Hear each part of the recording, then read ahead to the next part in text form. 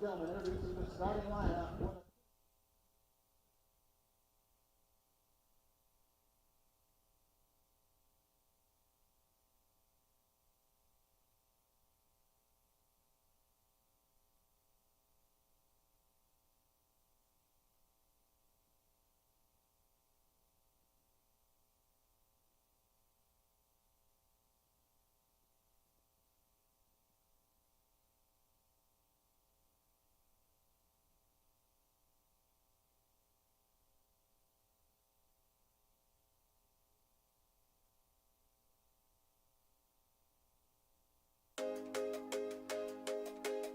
For more than 150 years, Trinity University has celebrated human inquiry. Our innovative curriculum is rooted in a distinctive blend of the liberal arts and sciences. Students and faculty hone creative curiosity by answering questions and questioning answers. In a supportive, interdisciplinary environment, they seek ways to build bridges and make connections. And with intentional meaning and purpose, they are driven by a sense of duty to themselves and to the world. Add in opportunities for undergraduate research, experiential learning, and nationally recognized pre-professional programs in business, communication, healthcare, education, and entrepreneurship, you get the full Trinity experience. The liberal arts plus. And while this experience may end with a Trinity degree, it's just the beginning of a lifetime of inspired exploration and perpetual discovery.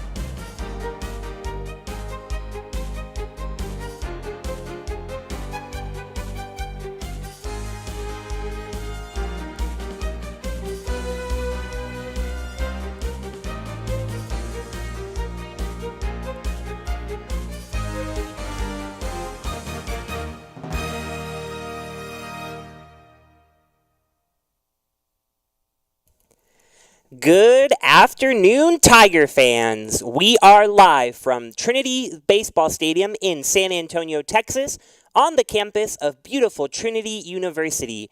I'm Brian Yanselson, and I will be joining you by myself for this one.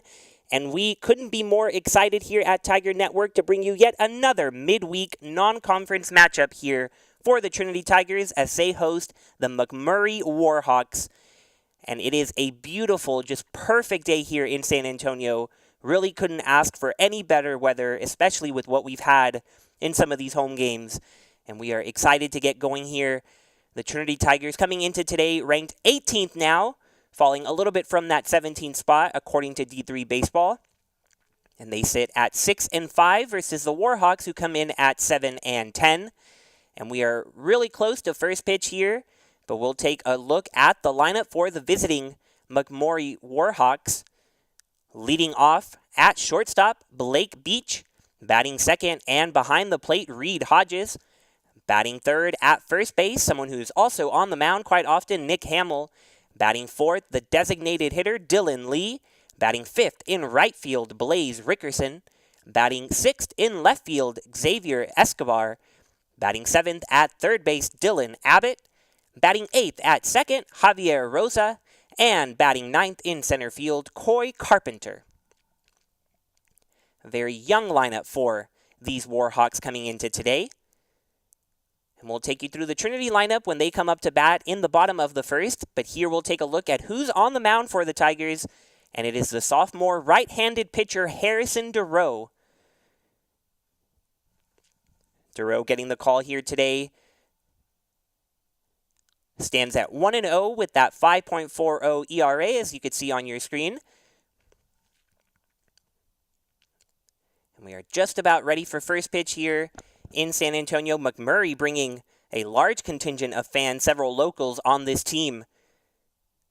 So they have some fans in the stands, but it's hard to tell these fans apart. Everybody wearing maroon here tonight. But first pitch here from Dureau, right down the middle for a strike. And you see Dureau getting right back on the rubber, wants to work quickly.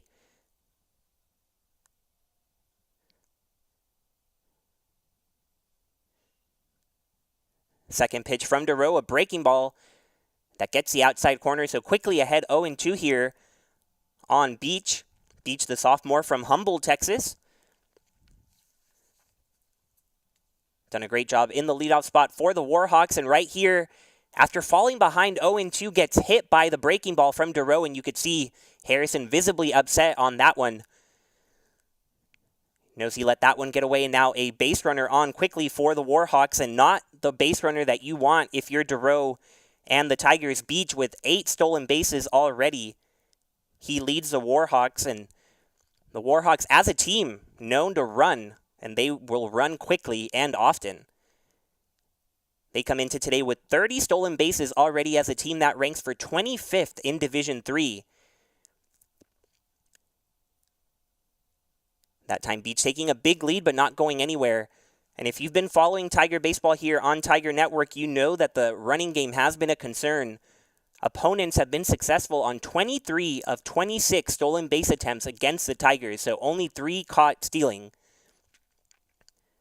And you see Dureau here taking a look over there at the runner. It's been a big emphasis trying to improve the times to the plate, trying to neutralize the running game in any way possible, but it'll be tough. This is an opponent that uses the running game as a big part of their overall strategy, and you can see already Dureau really focusing on Beach over there.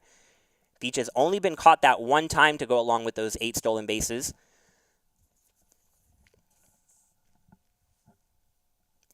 Interestingly enough, even though they're ranked 25th in the nation in stolen bases, they're just 4th in their own conference, so the American Southwest Conference, running pretty wild across Texas. And we'll get to see plenty of those opponents as these midweek single games come into the schedule. McMurry, we'll see Concordia, Mary Hardin, Baylor later in the year, so all belonging to the ASC. Dureau here missing up and in, facing the catcher Reed Hodges.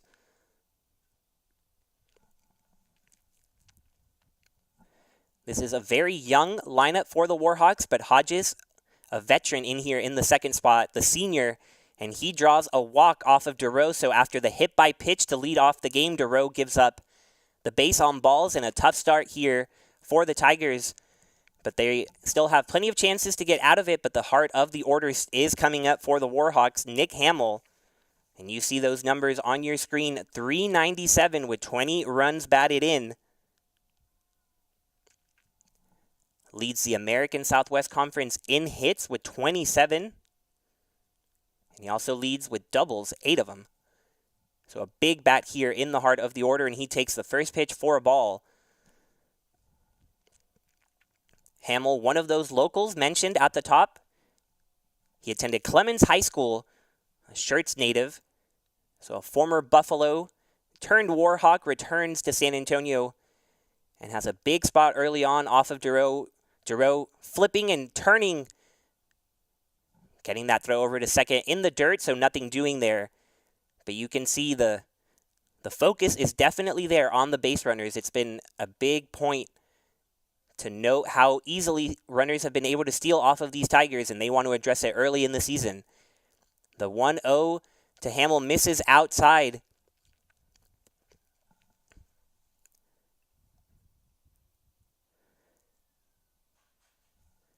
So now 7 consecutive balls from Dureau after starting 0-2 on the leadoff hitter, Beach.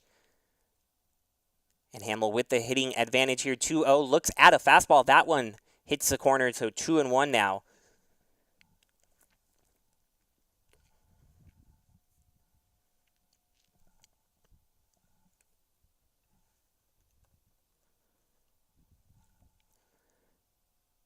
Duro looks at Beach. Now the 2-1. Looping breaking ball that misses just high for a ball. So now 3-1. Hamill remains in the driver's seat here. And Duro takes a little bit of a walk behind the mound, trying to gather himself early. It is hot out there, 79 degrees. So tough for anybody to stand out there for a while. And the 3-1 does hit the corner. The count taken full 3-2 against Hamill.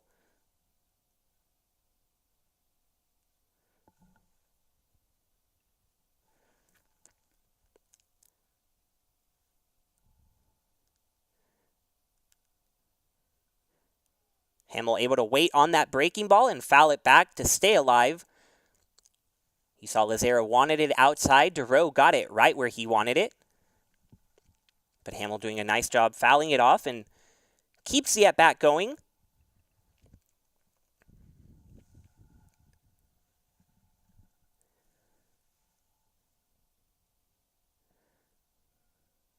Another big breaking ball. Runners were going. And the throw won't matter over there as Beach will slide in there safely. Hodges will advance to second. And Hamill takes on to first. So the bases loaded with nobody out for the Warhawks. And coming to bat, the cleanup hitter who will try to do some damage early. And it was a late addition to the lineup. Dylan Lee stepping into the cleanup hole.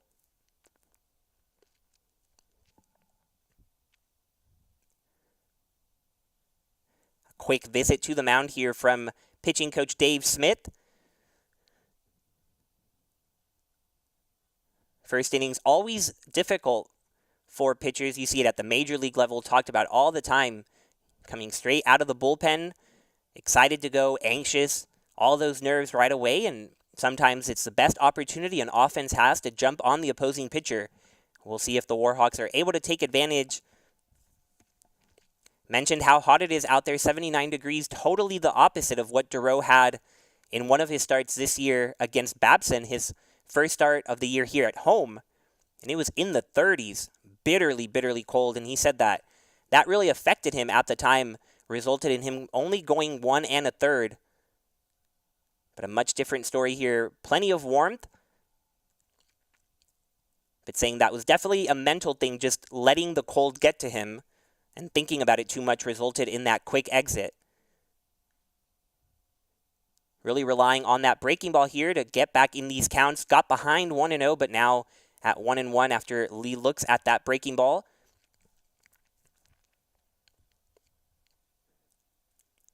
Lazera setting up outside. Breaking ball once again. And for the second time in the inning, it hits the Warhawk, and this will drive in a run. As Beach, who got hit himself, waltzes in across the plate, and the Warhawks, just like that, have a quick 1-0 lead, and the bases remain loaded, still with nobody out.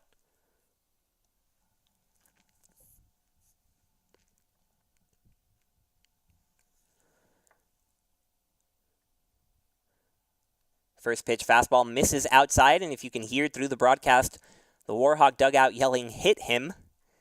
Maybe trying to get in Harrison's head a little bit after he's already hit 2 McMurry batters.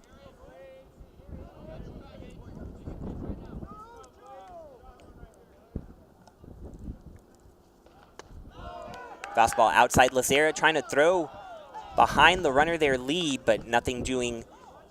We've already seen him throw to the bases a couple of times, first to third, now over to first base, but the Warhawks not caught napping.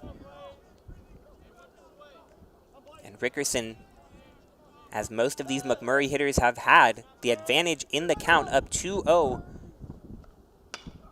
And he chops this one over the left side, going home with it, and getting the out is Holloway. An alert play there by the third baseman to get it right into Lazera at home.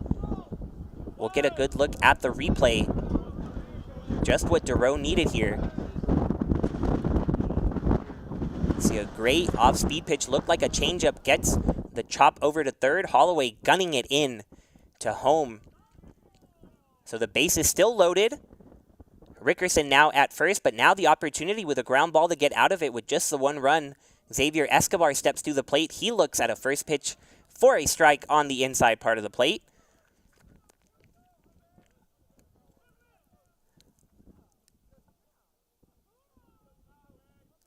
Escobar, one of 5 freshmen in this starting lineup for McMurry. He looks at a breaking ball outside for a ball. Escobar coming into this year hitting .280. Not necessarily a local, but not from far. Buda, Texas, just south of Austin. That breaking ball looked to be near the outside part of the plate, but the home plate umpire says it's ball 2. So Escobar ahead in the count here. Dureau looking for that elusive ground ball. Maybe get it to his middle infield to turn 2. But that fastball outside. Now 3-1 the count. You saw Holloway over there at third. It is Tanner Haney and Colt Harris up the middle at short and second. And MJ Metz over there at first. I know they would love to get in on the action here and turn a double play. We'll see if Dureau can force the ball in play. Instead, that one way off. And Escobar just stares at it and walks on over to first. Another run comes in to score for the Warhawks. And they take a 2-0 lead here in the top of the first.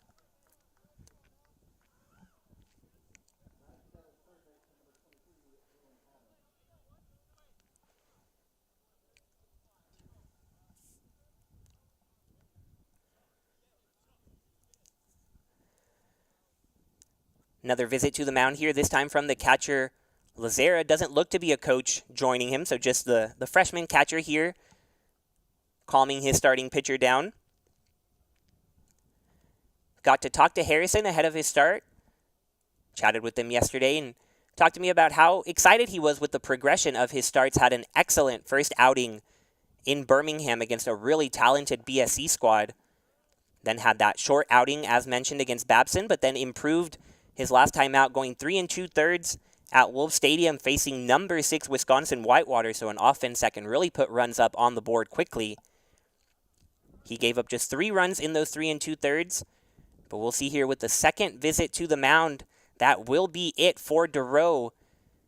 Dave Smith not wasting any time making the change, and Harrison Dureau exits with the bases loaded, 1 down here, and it'll be Joseph Chavana that takes over. We'll take a quick break as he warms up. We'll be right back with you on Tiger Network.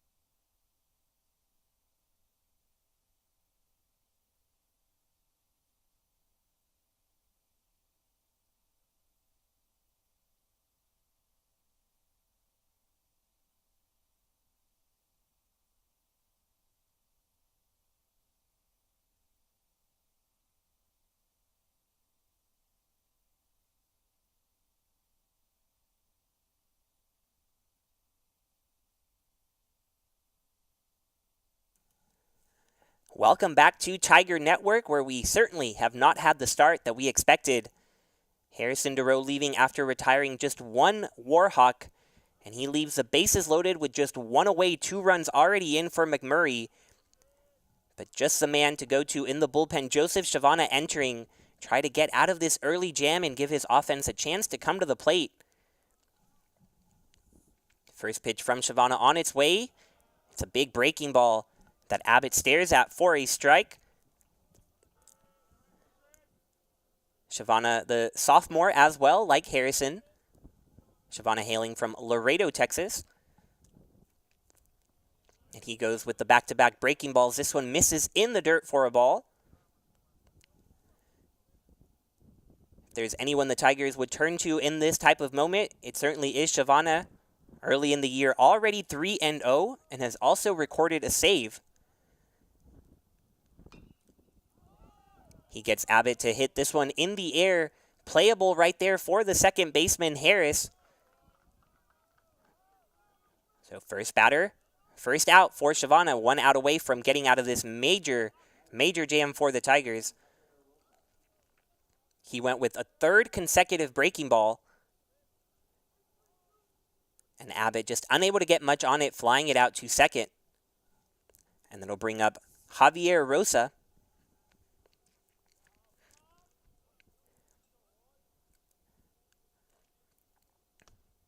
First fastball we've seen from Shavana misses up.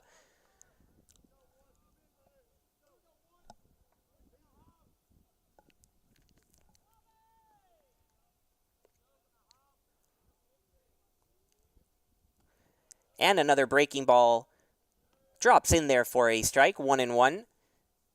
Shavana with that 3-0 record and that save did well enough in his first week to earn the SCAC Pitcher of the Week award. So the top pitcher in the Southern Collegiate Athletic Conference. And you can see a little bit of why that breaking ball fooling Rosa, getting him to swing over the top.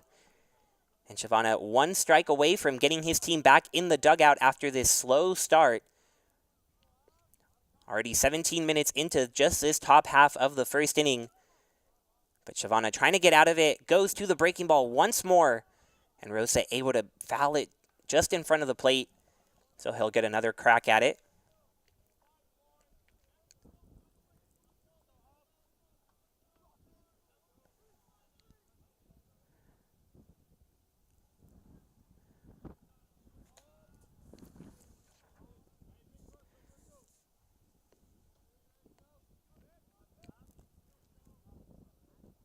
The 1-2 on its way from Shavana. And Rosa once again spoils a good pitch on the outside corner to keep the at-bat going. The Warhawks coming off a loss to another SCAC opponent. They lost 13-8 to Shriner. And that was a home game for the Warhawks up in Abilene. They've already played 5 games against SCAC opponents, so this is a good measuring stick for the Tigers. And Rosa here with 2 strikes belts this one into left. 1 run scored easily. The second beats the throw, which gets away from Lazera. Runners advance to third and second. And you can hear the noise coming out of the McMurry dugout. They have just doubled their lead, 4-0 in the top of the first.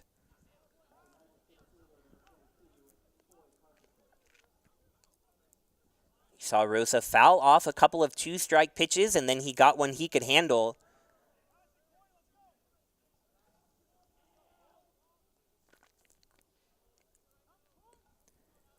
And with the air now, a couple of runners still in scoring position as they advance to third and second. And first pitch swinging here, and it'll get past the third baseman and also past Haney at short. And boy, this is a start no one saw coming. 6-0 McMurray as Carpenter didn't even allow us to put his graphic up on the screen. Took a ball the other way. Went off the diving Holloway. Haney couldn't collect it after. And suddenly we're at the top of the lineup. Blake Beach with his second at-bat of the afternoon. He got hit by a pitch on an 0-2 count to get all of this started. Hard to believe all that's followed.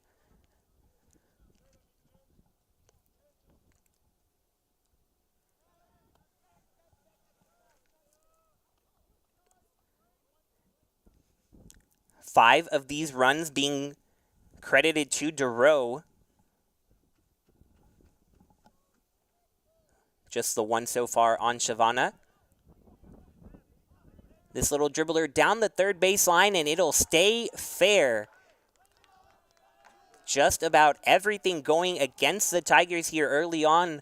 You'll get a great look at it here. Just a little Baltimore chop off the plate.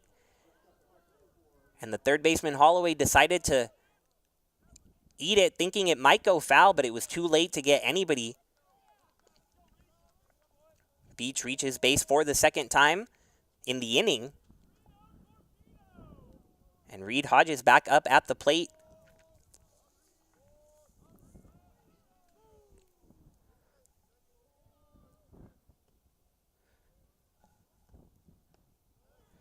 First pitch, breaking ball misses down and in. You can kind of sense everybody a little shell-shocked, myself included. The Warhawks have certainly come into today and this season doing a lot better than last year. They went 9-24. This year already coming in at 7-10, just 2 wins away from matching their total from a year ago, and we're not even halfway through the season. But I don't think anybody would have predicted a 6-0 start here in the first inning. The Tigers ranked 18th in the country, coming off a win against DeSales University and a series split against the number 6 team in the country. But the Warhawks clearly here to play, and they continue with their little choppers over to third. And there's no one playing about 50 feet away from home and in between third. Holloway, nothing he can do about that one, and the bases will be loaded once again.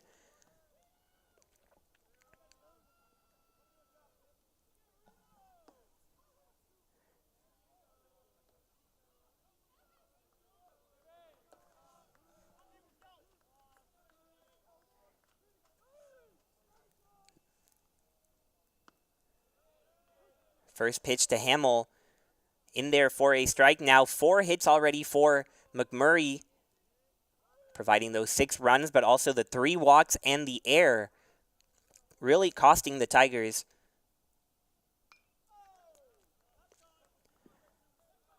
Good pitch to hit there from Hamill, but he just missed it.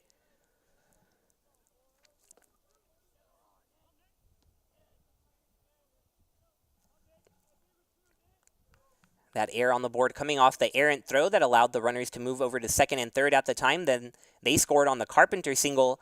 Here Hamill with a little ground ball over to Harris. He gets it on to first for the out. And finally, the top of the first inning is over. But a shocking score up on the board early here in San Antonio. The McMurry Warhawks marching into South Texas and taking a 6-0 lead over the Tigers. We'll see what Trinity can do when they come to the plate after this break on Tiger Network.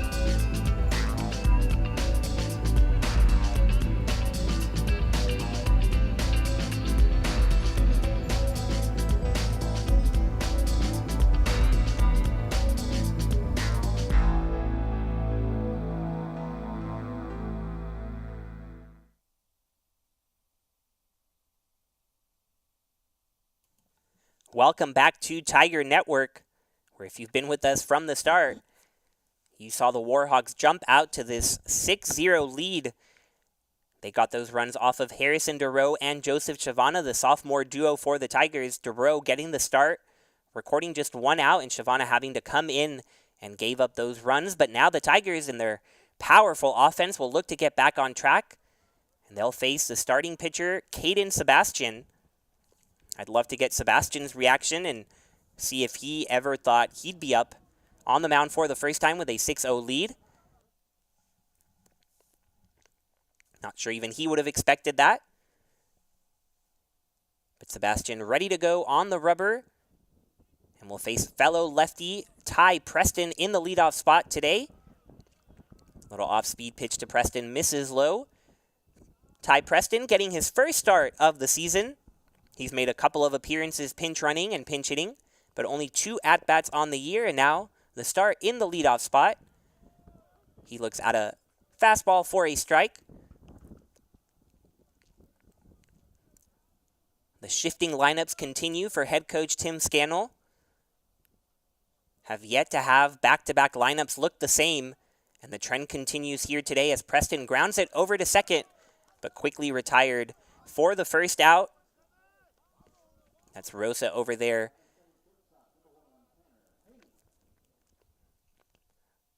One piece of the lineup that's starting to get maybe a little bit more consistent is Tanner Haney at shortstop. Haney making his 3rd consecutive start in that shortstop position. And after starting the year just 1 for 15 with 5 strikeouts, got a couple of base hits in his last start against DeSales, drove in a couple of runs as well, maybe contributing to this start once more in the second hole.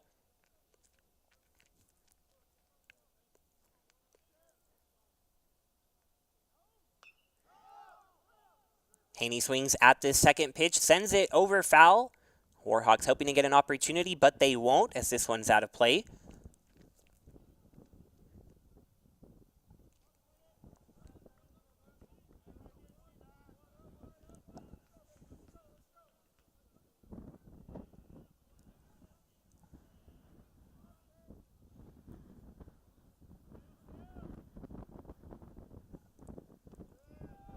Sebastian now turns to the breaking ball.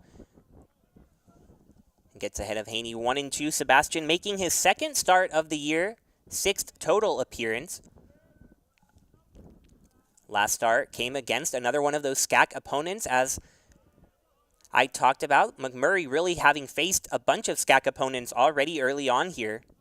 They're 3-2 in non-conference play, and all of that coming against the SCAC. They have not played an out-of-conference foe that isn't from this conference. They went 2-1 against the University of St. Thomas. They beat Southwestern, and they lost to Schreiner in their previous game. And it was that Southwestern win that Sebastian was a part of as the starter. Sebastian going 4 innings and giving up just 1 earned run, striking out 7. So an impressive performance from the sophomore from Mansfield, and he'll get the opportunity to gain a little momentum on the mound, and he has the perfect start to do it, already up 6-0.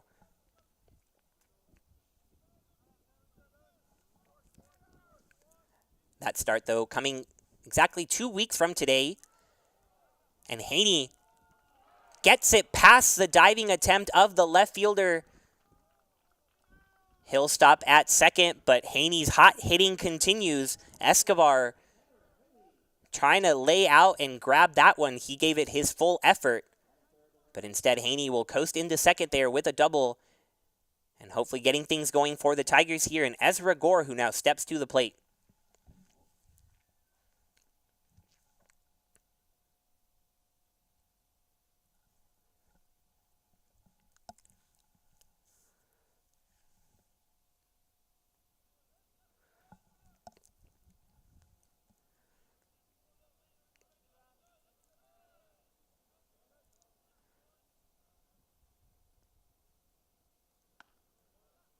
First pitch to Gore.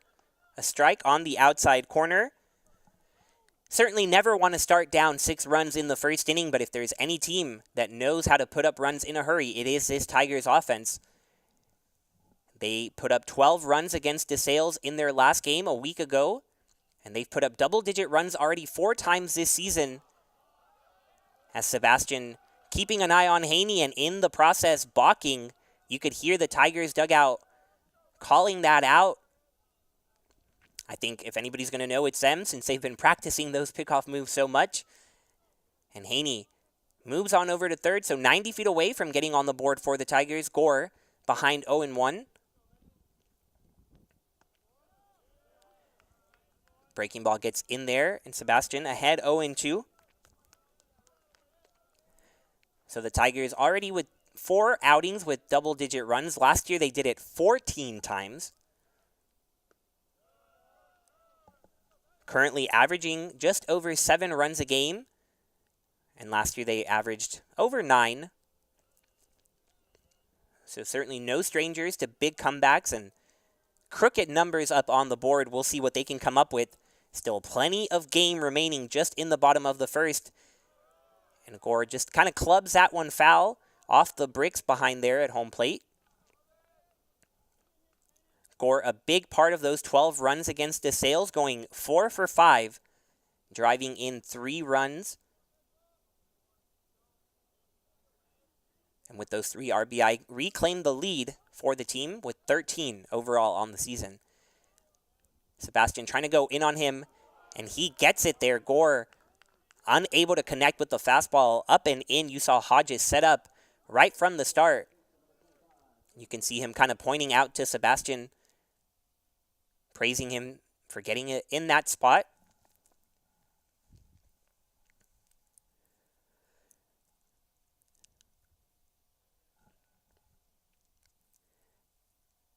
So the runner remains at third. 2 outs here. MJ Metz now will have to deliver the 2-out RBI. Sebastian starts him off with the curveball, and it's in there for a strike.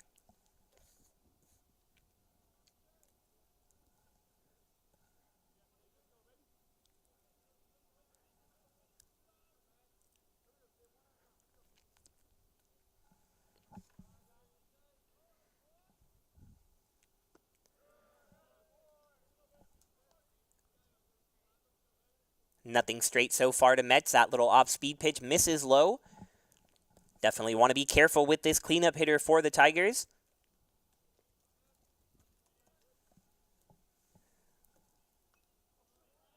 Good swing on that one, straight back into the fence. Metz 11 games into the season, still hitting at .400.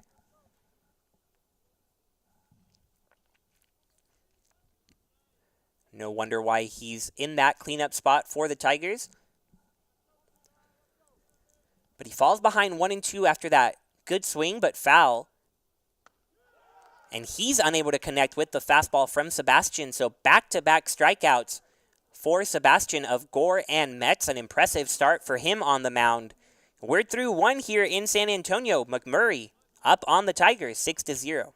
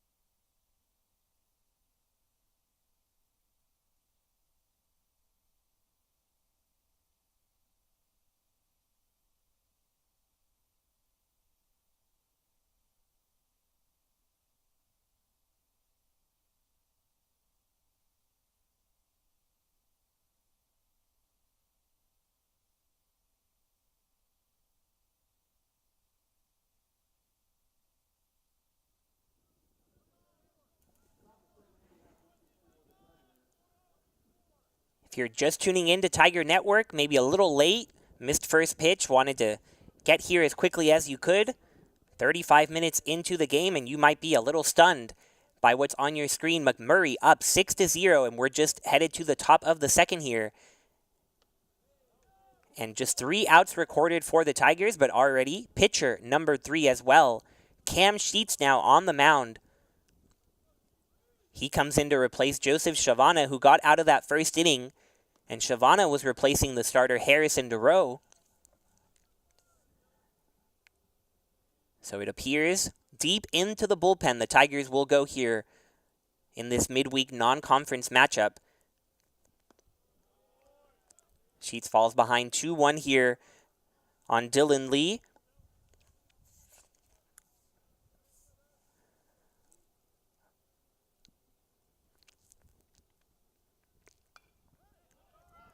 Lee with a little check swing, ends up putting it in play, and Metz takes it himself for the first out.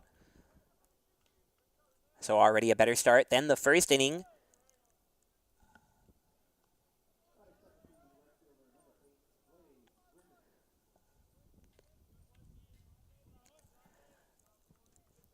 That first inning not only saw 6 Warhawks come across the plate to score, but 6 Warhawks reach base before the first out was even recorded. And Sheets going right after Rickerson, getting a fastball for a strike.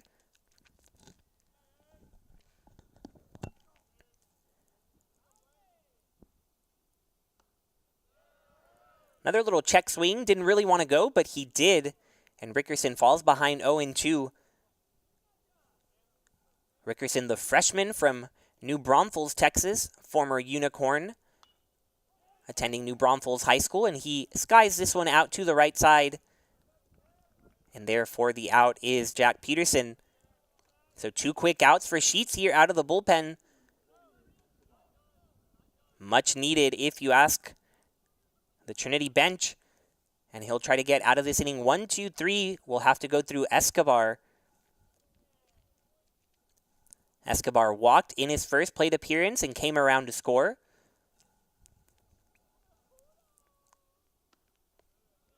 And again, Sheets starting with a strike, hammering that inside part of the plate.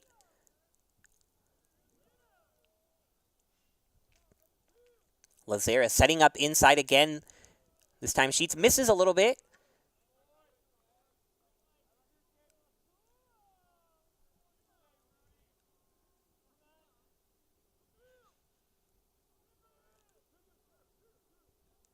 And Lazera going in there again.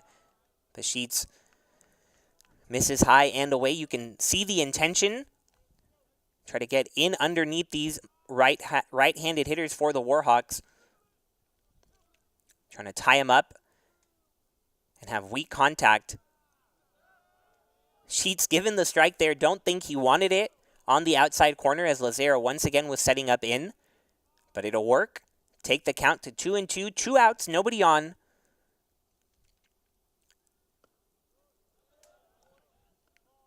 That one missed. Looked to maybe be closer than the last one. But instead a 3-2 count.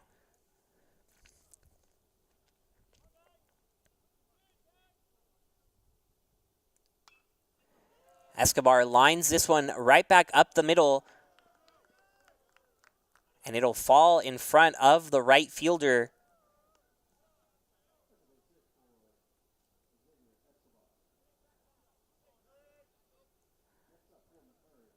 Thought it was a little bit more towards right center, but it was straight out to right. And it lands in front of the right fielder. Gore, actually the one there in right. Him and Peterson switching positions a little bit. Used to seeing Ezra Gore in center and Peterson in right, but today it is Peterson in center. And Gore in the corner. Sheets with a pickoff move. Escobar dives in there safely.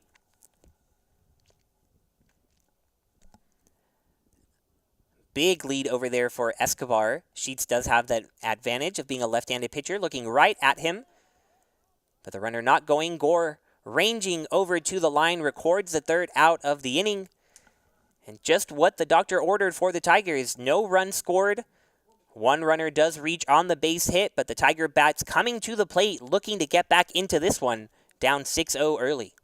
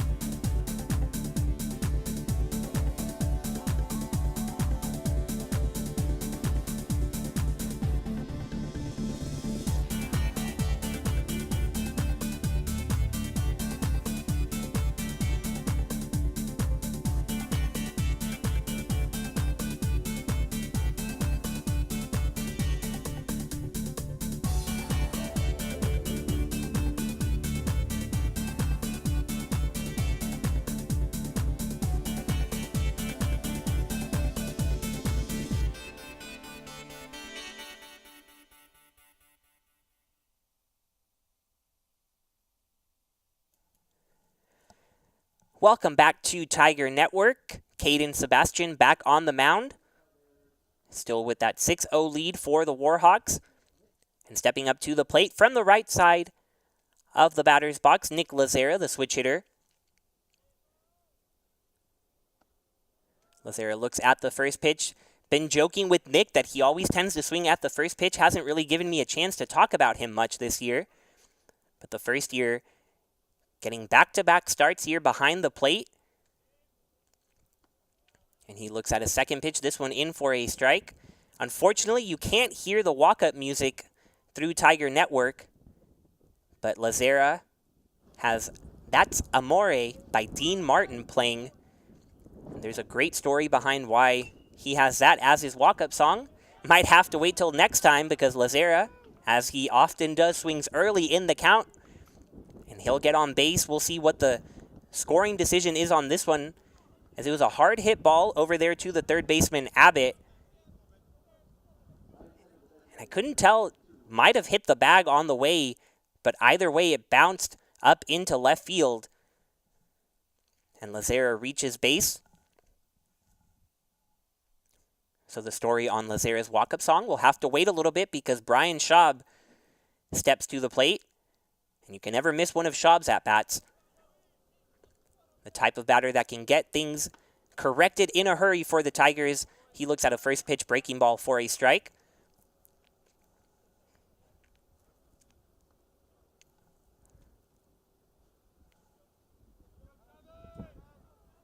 Today, Schaub, filling in as designated hitter, often see him starting in right field along with this place in the lineup. But today we'll focus on his at-bats.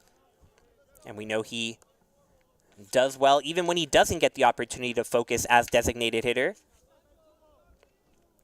Had that massive series against Whitewater where he mashed 3 home runs, had 9 runs batted in a 4-game span, earned him the SCAC Hitter of the Week.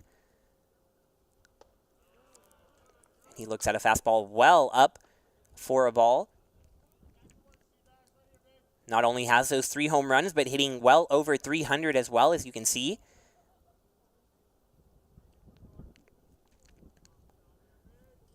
Hard to find someone more productive at the plate for the Tigers than Schaub.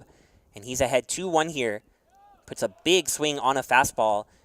Tips it into the catcher's mitt. So early on, we've seen Sebastian really able to get the fastball by these Tigers. Gore and Metz both striking out, swinging on the fastball. And now Sebastian gets it by Schaub. So 2-2 the count. We'll see if he goes back to that, or if he goes with something a little bit softer. It is the fastball. But the count goes full.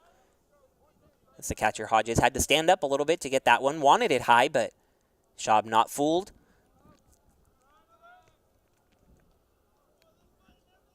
Tigers will need all the base runners they can get to climb back into this one. Lazera leading off, standing at first. Now the 3-2 to Schaub, a breaking ball. And ring him up, says the home plate umpire. Schaub throwing his bat, thought he earned the walk. But that pitch did look to be right there.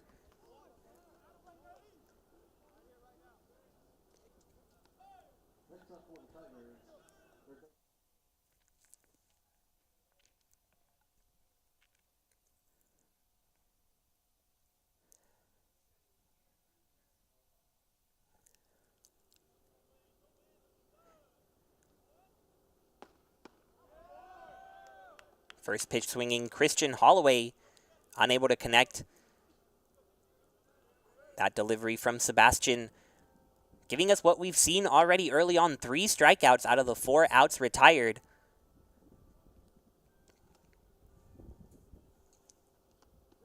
This one in the dirt. Lazera gonna try to take second. The throw a bit off and late. So even the catcher, Lazera, able to get the good read off of that one in the dirt and scurry on over to second.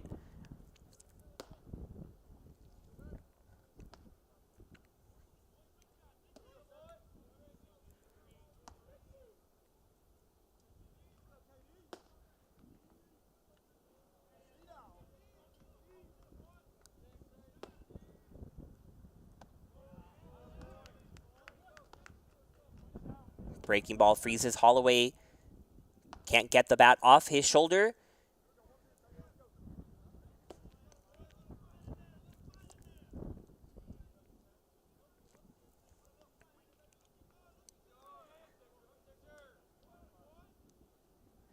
And Sebastian goes right back to it. And the same result, a swing and a miss. Holloway becomes the fourth victim of Sebastian to go down on 3 strikes. Really has it working early on as the Tigers desperate to get on the board and start climbing back into this one, but they will not have an easy road as it looks like the lefty from Mansfield certainly has the command of his pitches. We'll see what Colt Harris can come up with. Sebastian tries to get another breaking ball in there, but this one misses outside. Colt Harris playing second base today, like his counterpart in the middle infield, Tanner Haney, getting his 3rd consecutive start. So the middle infield, one of the spots we've really seen rotate a bunch early in the season. But Haney and Harris delivering at the plate and in the field their last couple of games, so continuing to get these opportunities. Harris led off against DeSales in their last outing, and he went 3 for 6, drove in a run. And that follows up the grand slam he had on Saturday against Whitewater. Big swing from Harris.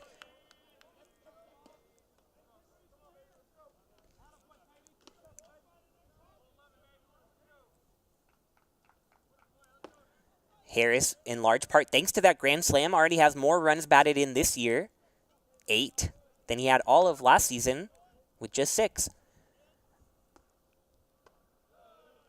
He lays off of that one, has another opportunity to drive in a run early here.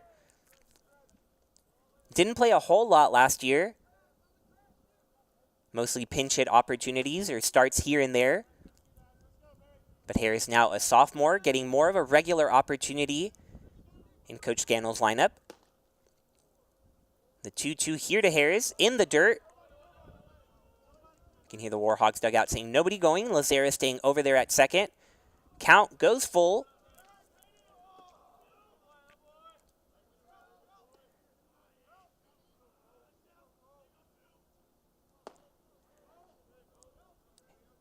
You can't score 6 runs if you can't score 1, so just trying to get the first one on the board here. Harris 3-2, runner on second. He sends this one towards the McMurry dugout, but it'll be out of play.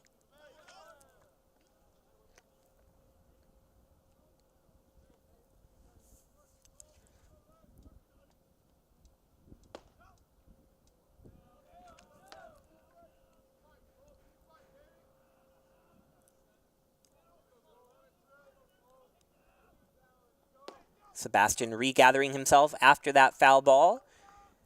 Trying to keep the 0 on the scoreboard and get his offense back to the plate. Harris, though, providing a nice battle here at the bottom of the lineup. He puts a good jolt into this one, but it'll be right to the center fielder, Carpenter. So Lazera gets on base to lead off the inning, but he is stranded over there at second base. McMurry remains ahead 6-0 as we head to the top of the 3rd.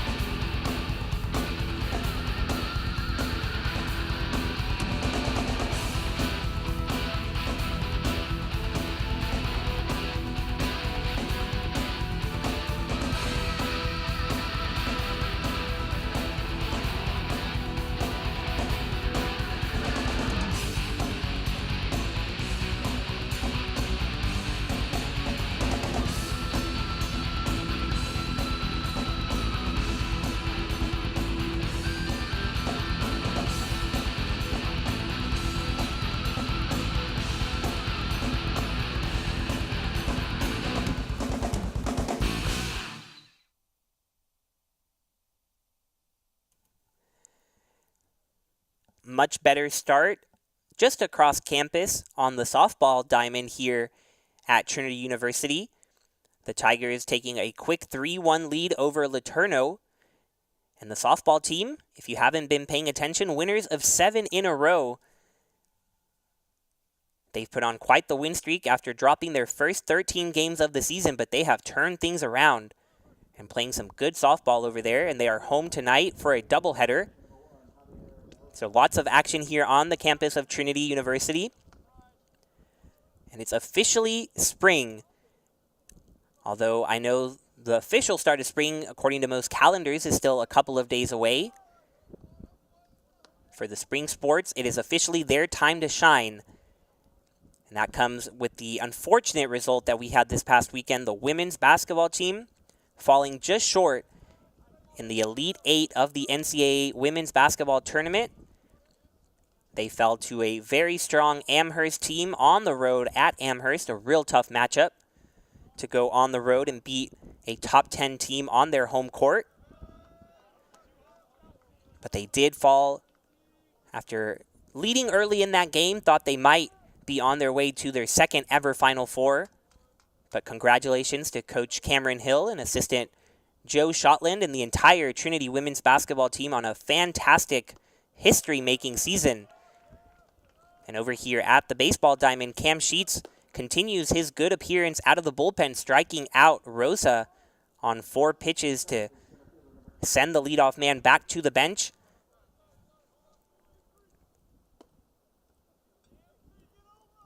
Corey Carpenter at the plate now. If you remember, in his first at-bat, didn't even give us a chance to introduce him, swung at the first pitch, and he does so once again, and he'll get his second base hit of the afternoon.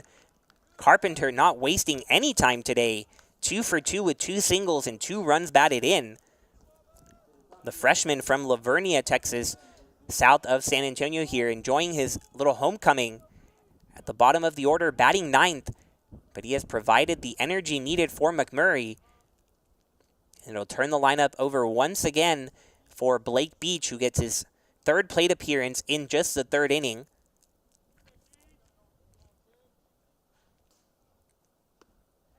First pitch swinging is Beach, but he swings over that changeup from Cam. Beach got this all going with that hit by pitch in the first inning. Came around to score, also got on base with a base hit in his last at-bat.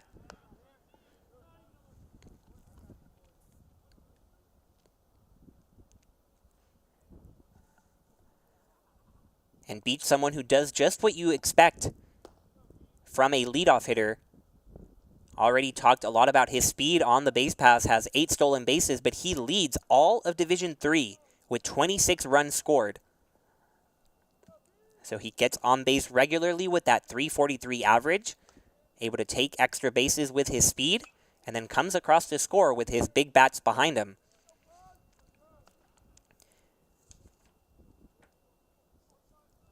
The Warhawks already at their season average, 6 runs a game.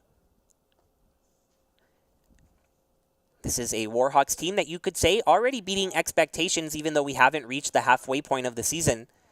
They were picked to finish 11th out of 11 in the American Southwest Conference, coming off of that 9-24 season last year. But early on here, have had a couple of nice wins already at 7-10, so under 500. But they've recorded a couple of conference wins already, 4-8 in ASC play. So they currently stand in 8th. So still not what you want overall, but when you're picked to finish 11th, being in 8th isn't the worst thing in the world. And Beach here nearly getting hit again, gets out of the way, and instead able to get the runner trying to take second base. Lazera not distracted by Beach right in front of him.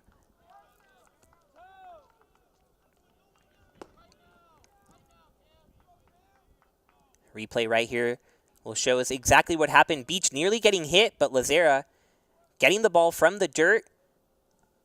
Carpenter had not taken off to steal on the pitch, tried to go on the ball in the dirt, and he was not quick enough to get to second.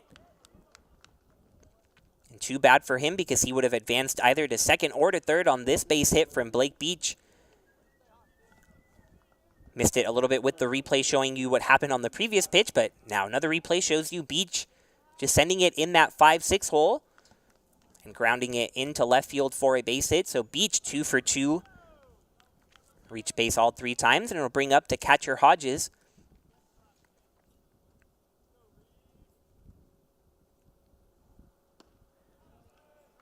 Swinging over the top of that off-speed pitch.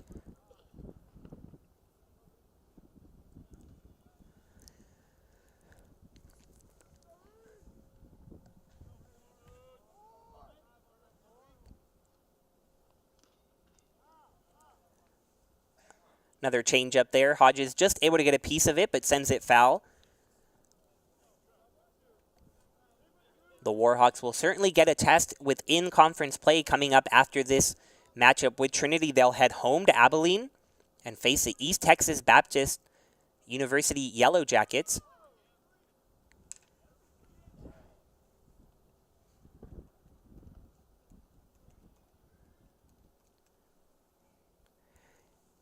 Correction, the Tigers of East Texas Baptist. I know there's a couple of Yellow Jackets over there in the ASE, but not from East Texas Baptist. Those are from Howard Payne and Laterno, if I remember correctly. In the meantime, Sheets gets Hodges to fly out to the shallow outfield. So a couple of runners reach base in the inning, but no more harm done. Sheets with his second consecutive scoreless inning keeps things right where they're at. Tigers looking to get on the board here as we head to the bottom of the third.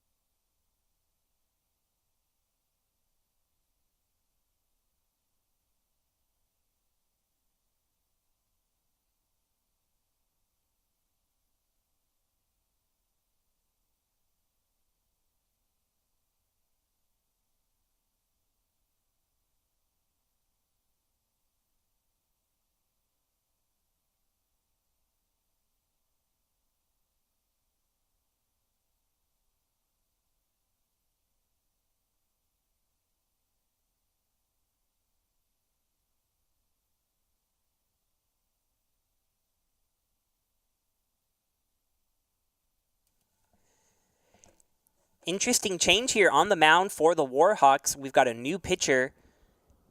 Caden Sebastian went 2 innings, didn't allow a run, didn't get into much trouble, but he is replaced here as we head to the bottom of the third by Travis Beecham, the junior from Waco, Texas.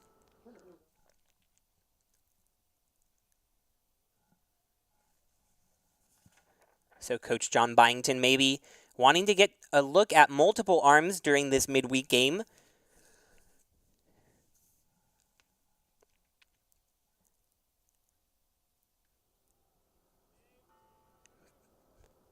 First batter Beecham will face is Jack Peterson, who fouls that one back the other way. Jack Peterson getting the start in center field. He's gotten a couple of starts out there in the outfield, whether it's in center or in right. And he's hitting 9th today for the Tigers. Second pitch to Peterson. He's well late on that one.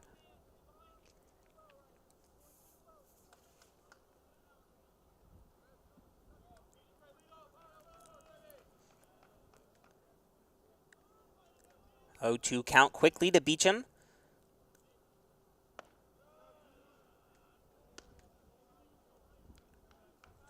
Peterson lays off of that one.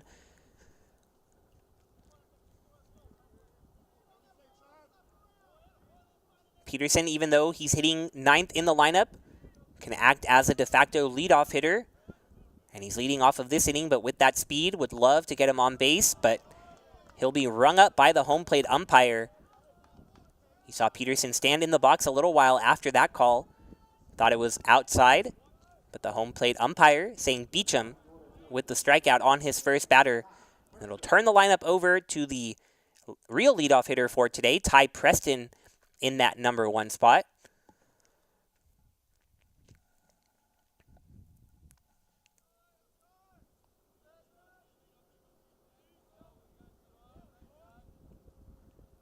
Preston grounded out to second in his first at-bat. But he'll try to get something going for the Tigers.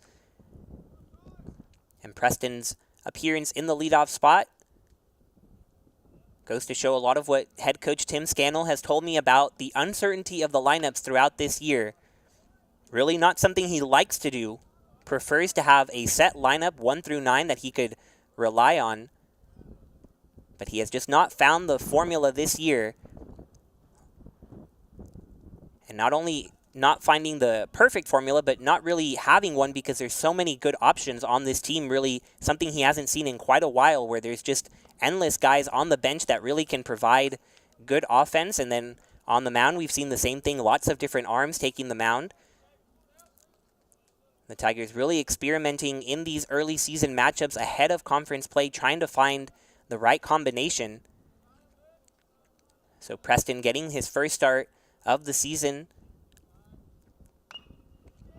He chops it to the right side once again, and it gets past the second baseman. He tried to charge that one. Rosa get it on its way down from the big hop, but instead it gets into right field. You see just a weak little ground ball. Rosa trying to get underneath it, but it gets past him. And we'll see if the Tigers can take advantage. Have to say that is something we are used to seeing from the Warhawks. It has been quite the defensive disaster early on in the season. They have 48 errors as a defense this year. That's good enough for a fielding percentage of .924 out of 1,000, so about 92% if you want to look at it that way, which may not sound bad, but only 46 teams out of 367 teams that play Division III baseball have committed more errors than the Warhawks. So it's been a real concern. And we saw that in their last matchup against Schreiner. Mentioned they fell to the Mountaineers 13-8. They didn't give up many hits in that ball game, but they certainly did give up errors as Haney grounds it to the third baseman. And you see once again the errant throw, just as we talk about the defensive struggles that the Warhawks have had. In that matchup against Schreiner, the Warhawks had 6 errors, and that's not even a season high. Their season high is 8 errors against Sul Ross State. So the Warhawks really beating themselves a lot of the time defensively. And you have to think the opportunities will be there for the Tigers to come back in this game. They have the offense to do it, and mentioning the defense of the Warhawks. But they'll have to start somewhere, and it hasn't been bright so far, but Ezra Gore trying to brighten things up a little bit. And he gets a single into left field past the diving Beach.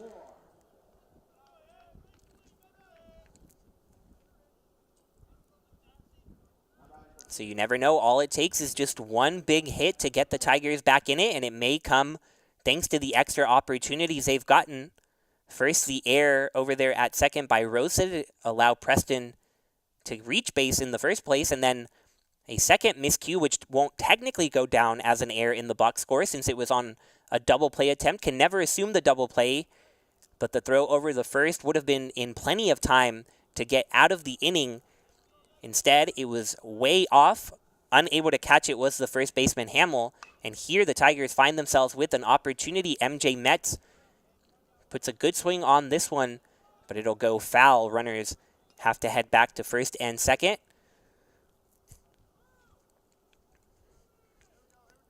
It is Preston over there at second. No, Haney over there at second. Preston taken out on that fielder's choice, so Haney. And then Gore over at first after his single. And the cleanup hitter, MJ Metz, trying to give Beecham a rude awakening here out of the bullpen. Beecham keeping an eye on Haney. Started his motion, then turned around to keep him honest. Not quite sure why he's concerned about the runner at second when he's up 6-0. And you've got the cleanup hitter Metz with plenty of power at the plate with 2 runners on. I'd probably advise him to focus on that. But Haney doing a nice job distracting him, and Metz unable to reach that fastball. So he falls behind 0-2.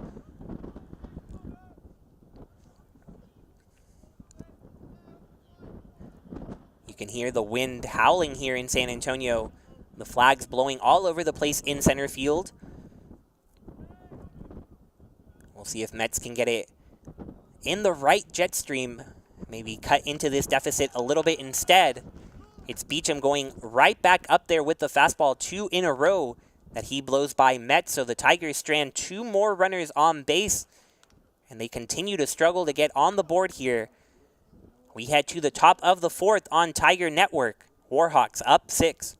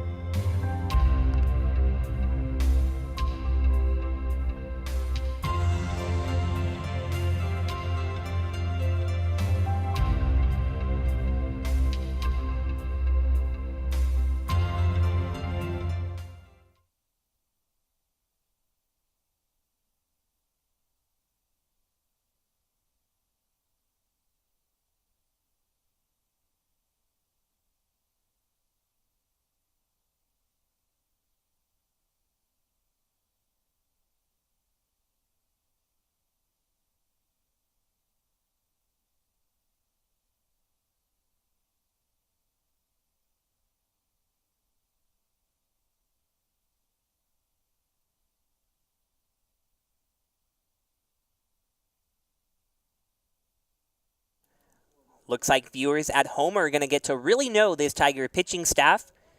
We head to the top of the 4th here, and pitcher number 4 for the Tigers, Jonathan Newman, in for the Tigers now. So already we've seen Harrison DeRoe with the start, recording just 1 out. Joseph Shavana coming in, recording the final 2 outs of the first. Cam Sheets coming in, doing a nice job, getting through the 2nd and 3rd inning. And now Newman, the sophomore from Pearland, will take command. Just trying to keep things where they are. McMurray has been quiet since that explosive first inning. And just got to keep giving the bats the opportunity to come back in this one.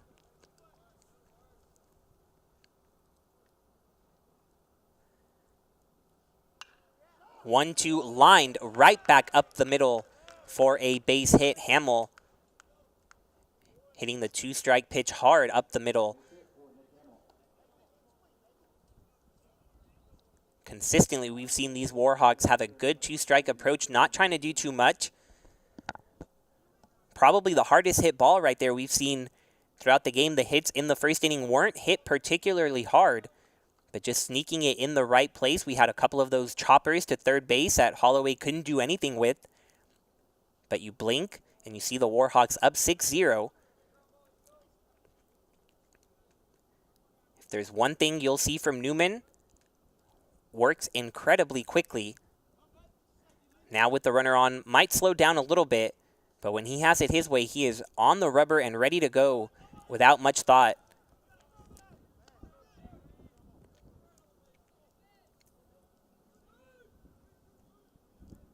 This is Newman's 4th appearance of the season. He's thrown over 8 innings and recorded an ERA of 4.32. Been a steady hand out of the Tigers' bullpen, coming in some tough spots, but he's done the job. Last outing came at Wolf Stadium over there in the home of the Missions. Went an inning and a third, gave up a couple of runs on a couple of hits and 2 walks as well. Did end up being given the loss there, as those winning runs came off of him. The Warhawks taking Game 4, the Warhawks of Whitewater, that is. A couple of Warhawk opponents early here in the season.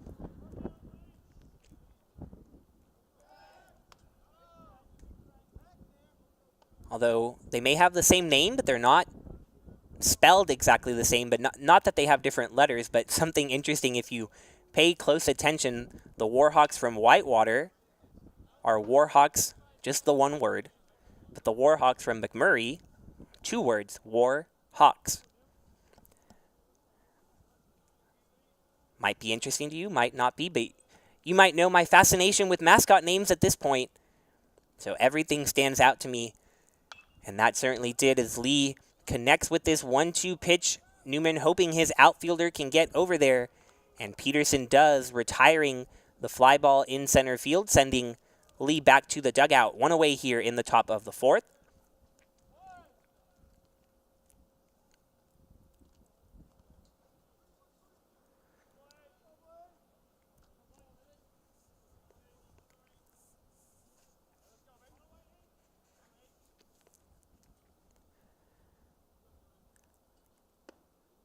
First pitch, as you look at the replay, to Blaze Rickerson. Misses for a ball.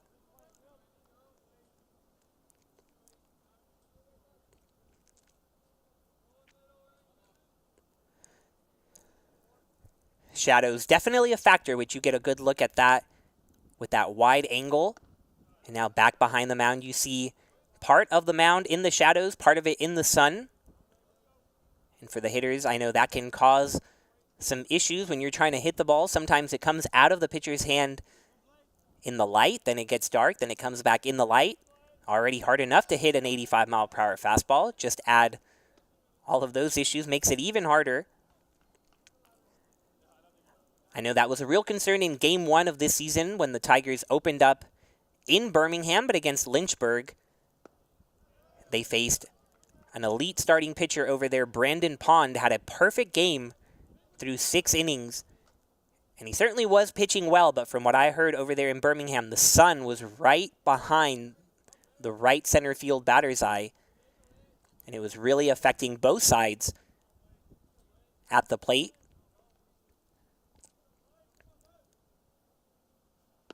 Here the sun not quite behind center field, instead it sets behind the Bell Center and sets behind home.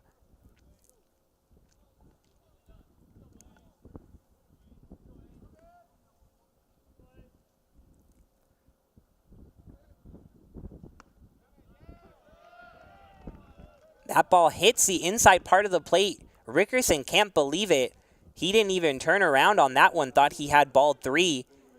But the home plate umpire quick to send him back to the dugout. So Newman doing a nice job with the runner on first, keeping him over there.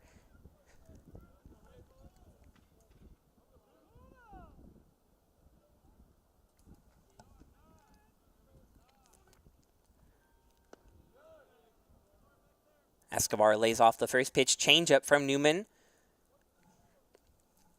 Escobar 1 for 1 on the day, also got on base with a walk and came around the score in the first inning.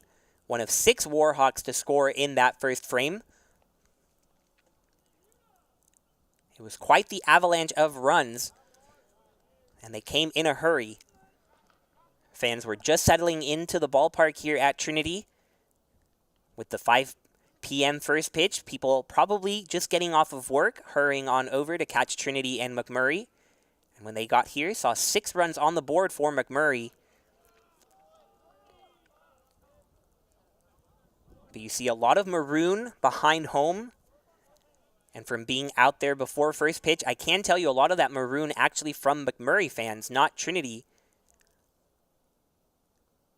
They brought a good contingent of Warhawk faithful, taking advantage of several locals on this roster.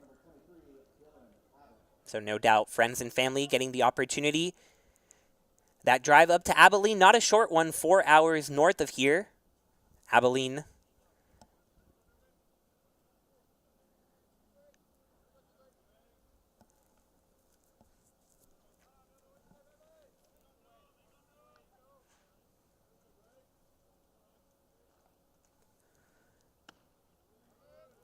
First pitch to Abbott here inside after the 4-pitch walk on the previous hitter. Escobar didn't even have to move his bat before going over to first.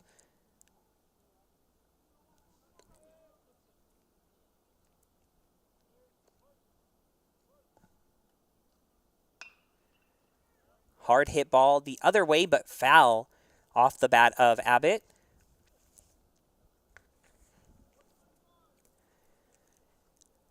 Abbott, one of those 5 freshmen in the starting lineup. He is from San Angelo,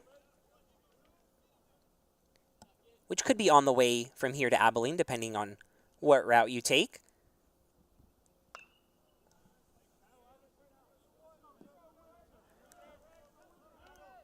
I'm sure most of our viewers today from the state of Texas, with these two teams hailing from the Lone Star State, but if you're not familiar, Abilene, about halfway between Midland and Dallas.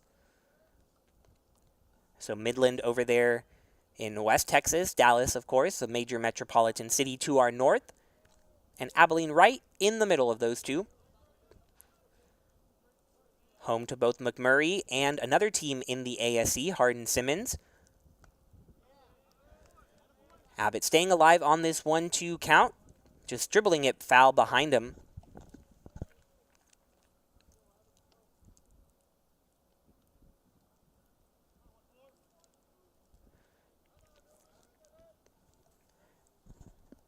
Newman trying to complete his first inning here out of the bullpen. Has runners on first and second, the 1-2 count.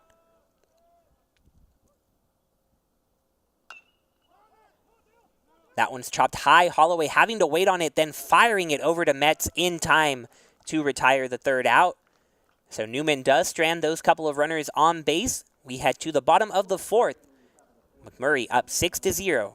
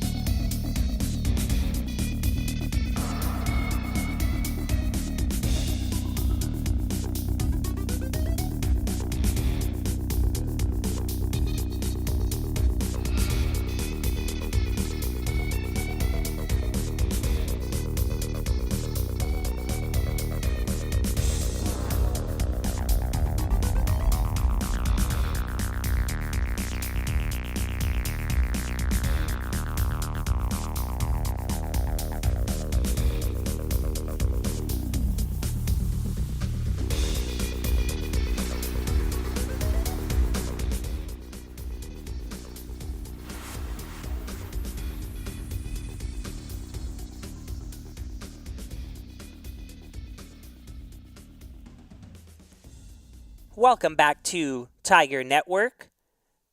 Beecham will get his second inning on the mound after coming in to replace the starting pitcher, Caden Sebastian. Sebastian doing a really nice job in his 2 innings, just gave up the 1 hit and struck out 4 Tigers.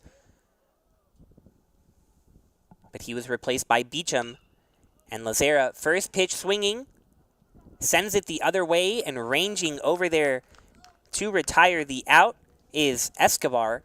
So Lazera continues to stay true to his nature of swinging early and often. Last time resulted in a base hit over to third.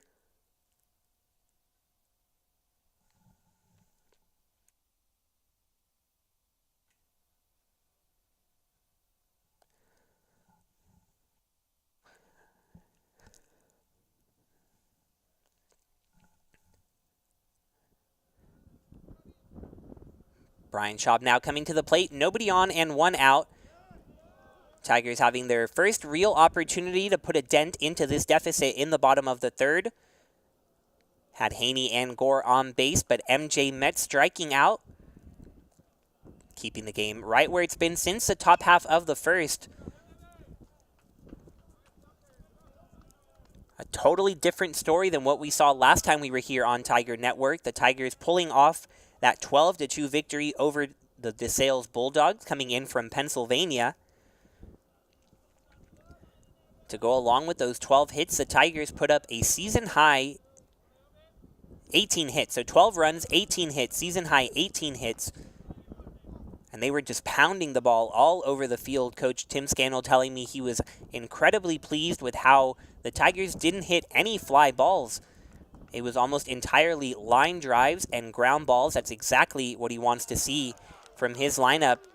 And right here, Beecham gets Schaub to strike out for the second time. The first time, it was Sebastian sending Schaub down. And now it's Beecham, and both times they've been called third strikes. Schaub not happy with either of the calls.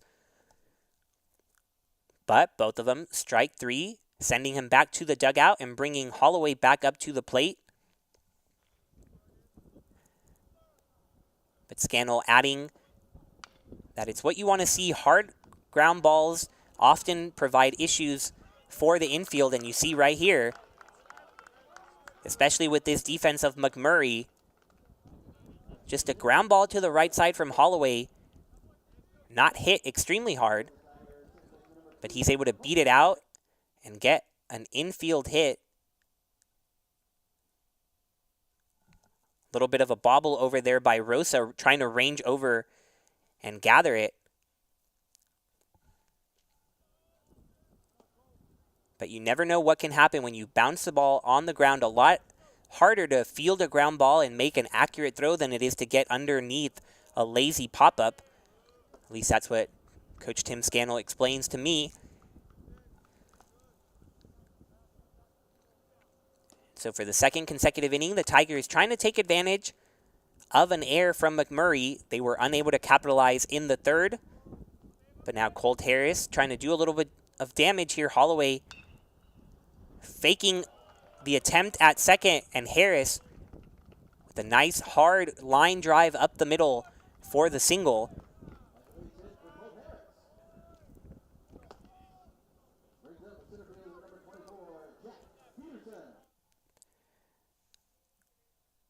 So the bottom of the order here coming through for the Tigers. First it was Holloway with that single. It is being recorded as a hit. They're saying it was a tough play for Rosa over there at second. And then the clear-cut base hit from Colt up the middle will bring up Jack Peterson. Trying to keep this little two-out rally going and get some energy here at the ballpark. Tigers really stunned by that start in the first inning. McMurray jumping out with those 6 runs, didn't really know what hit him. But the pitching has recovered. They've set down McMurray in the 3 innings following that outburst. And now the offense trying to do their part. Peterson swinging past, little off-speed pitch there on the outside. Couldn't tell if it was going to be a strike or not. Definitely would have been close. But nonetheless, it is 1-1 here.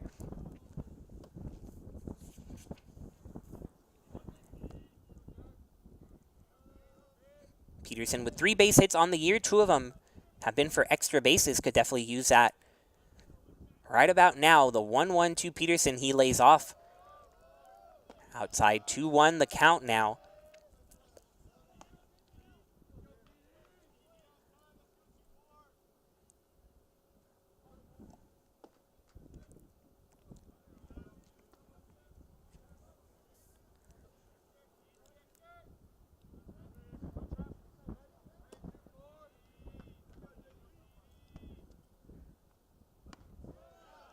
2-1 to Peterson. Same result as the first swing through it. Similar location as well, but this time a fastball gets Peterson. So the count 2-2, 2 on and 2 outs. Christian Holloway at second. Colt Harris over at first.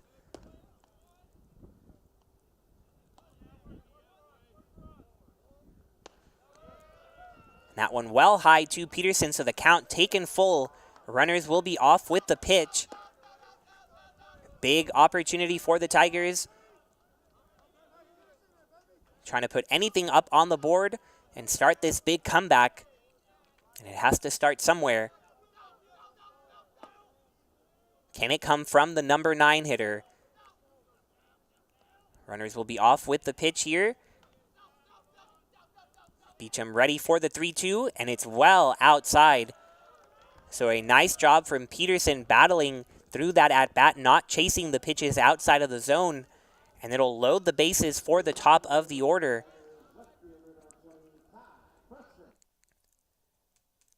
Ty Preston with a base hit, or with some extra bases, can bring the Tigers right back into this one.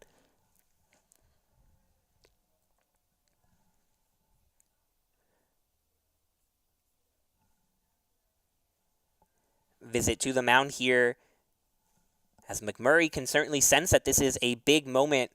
No lead can be taken for granted. Would be quite the time for the first base hit of the season for Preston. Mentioned the leadoff hitter getting his first start of the season today. Has made a couple of appearances. Both running late in games, coming in defensively. But he has not recorded a hit in his couple of at-bats. But looking to change that. And facing a right-hander for the first time. And the first pitch to Preston outside for ball 1.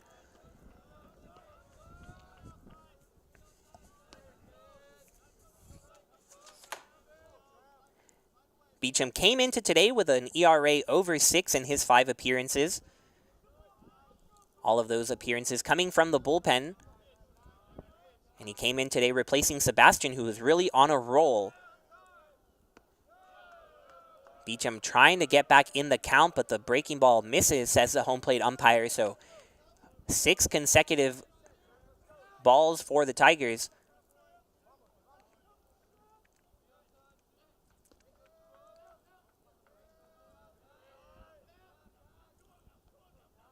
Some noise coming out of the Tigers dugout.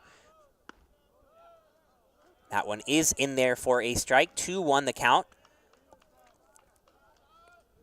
Preston seemed to be taking there until he got a strike. Didn't look interested at all in that offering. But now we'll see if he's in more of a hitting mode.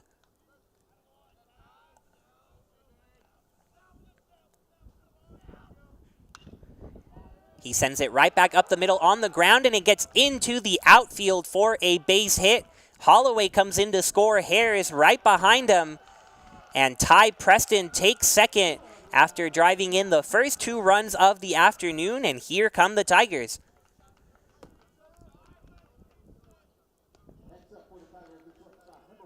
Just a nice piece of hitting right past the second base bag. You see Preston quickly getting over to second, seeing that throw. And 2 more opportunities for the Tigers.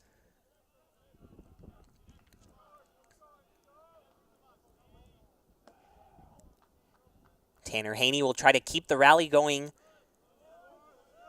That'll be in there for a strike. Remember, this all started with 2 outs and nobody on. Holloway grounding it to second base looked to be an easy out, but he beat out the infield single.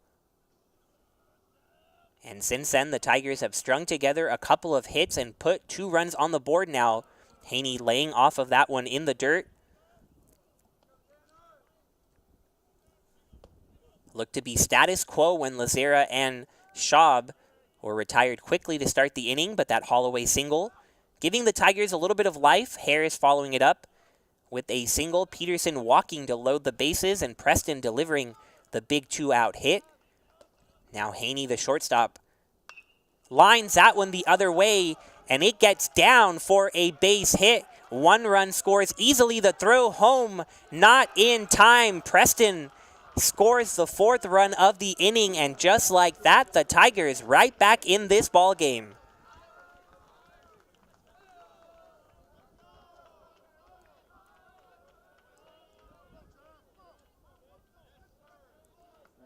Excellent piece of hitting from Haney, and an excellent slide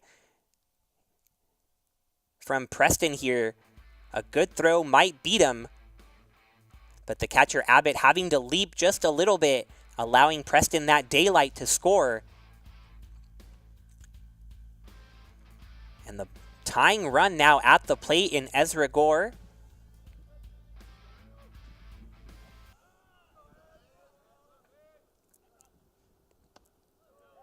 Beecham going with the breaking ball to Gore, misses up and in.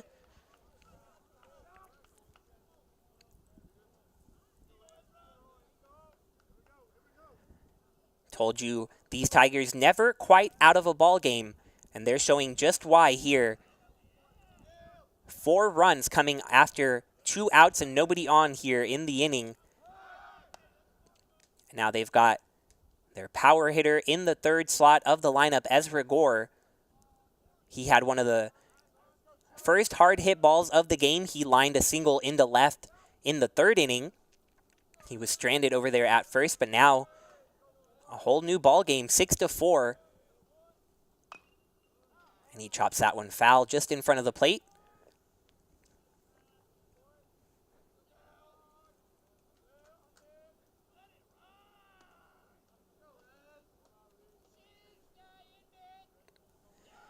Gore belted a home run earlier this season in the opening weekend against Birmingham Southern down in Birmingham. So the power definitely there for the Tiger outfielder.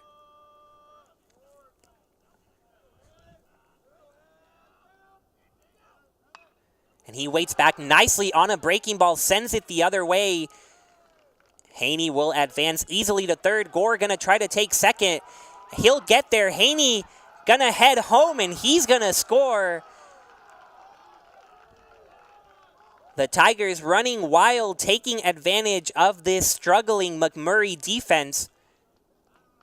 And it is a 1-run game as Gore rifling one down the right field line. You see him hesitate a little bit, but taking 2nd as soon as he saw the throw was going to be off. And then Haney, smart, taking home. And that'll be it for Beecham. Head coach John Byington has seen enough. The Tigers right back in this ball game, down just 1. The tying run over there at 2nd. And a new pitcher will have to come in to settle things down. We'll take a quick break on Tiger Network after this.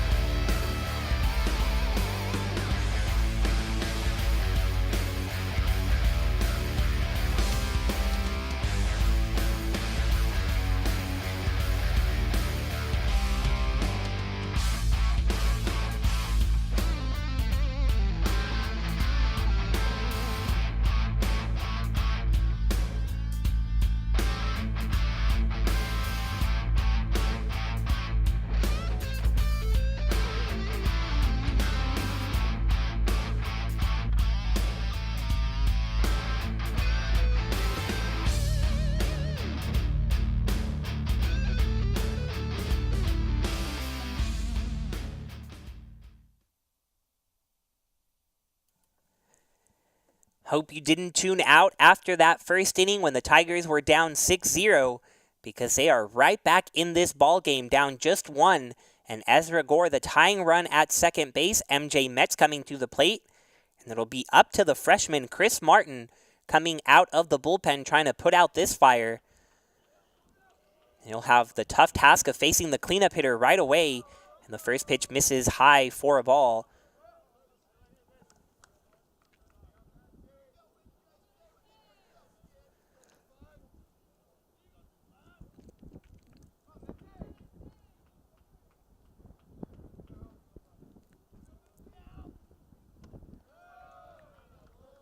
Second pitch also misses to Metz.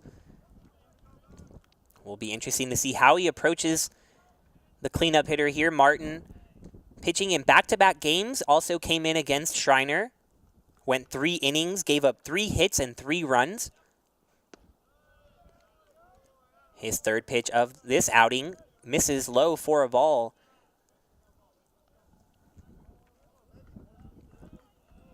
Perhaps pitching around Metz with the first-year Lazera behind him.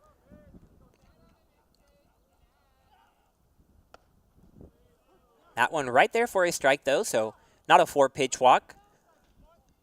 Metz didn't seem interested in swinging at that one. We'll see what he gets on this 3-1 count.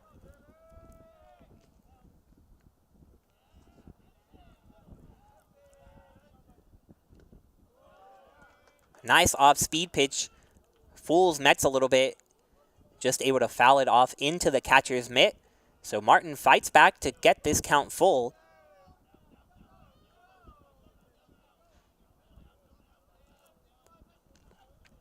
Metz already striking out twice today, both on fastballs up out of the zone. So we'll see what Martin attacks him with here.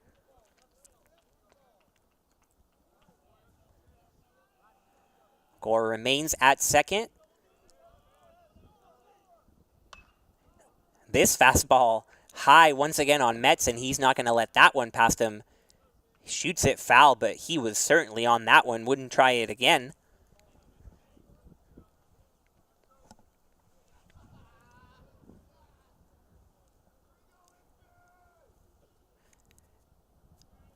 Both Metz and Martin taking their time after that hard foul ball.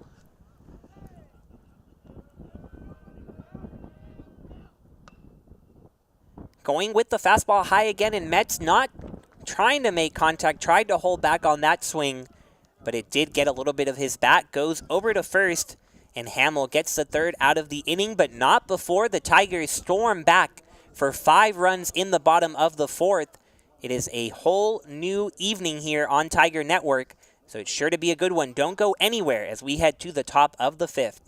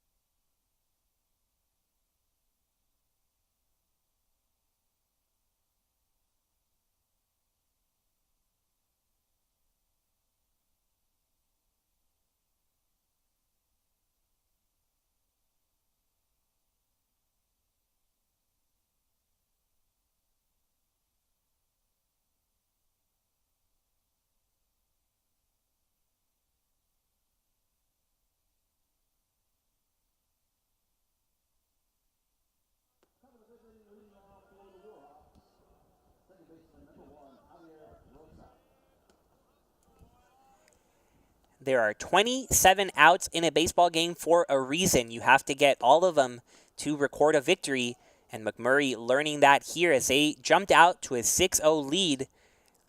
But they've now given up 5 runs, but here on the first pitch of the inning, looks like the umpire took a hard hit falling to the ground. You see the field umpire rushing in to help. Trainer also joining him. So we'll step away for a second. Hope for the best here for the home plate umpire.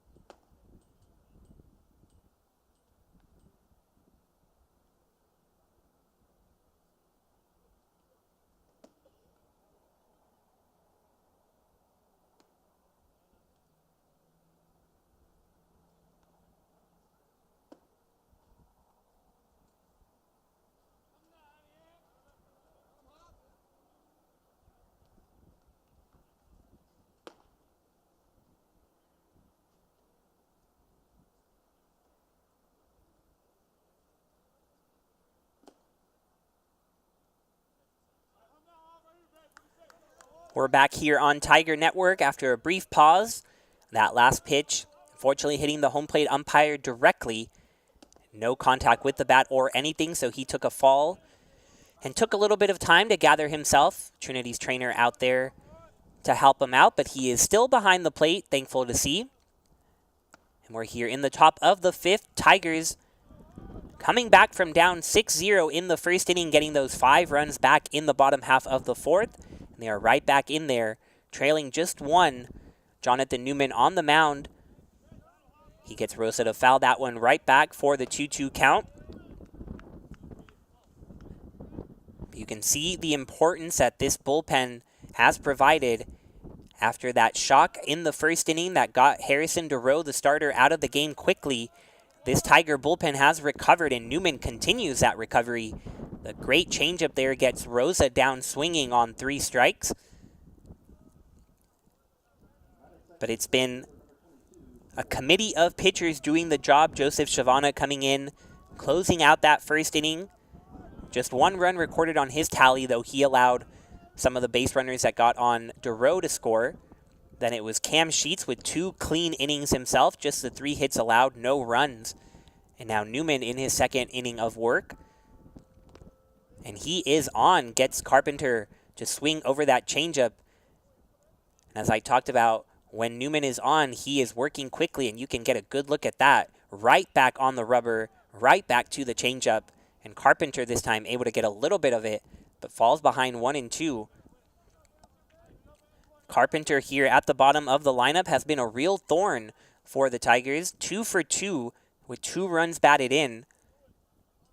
He swung at the first pitch in his first 2 times at the plate. This time, finally going a little bit deeper.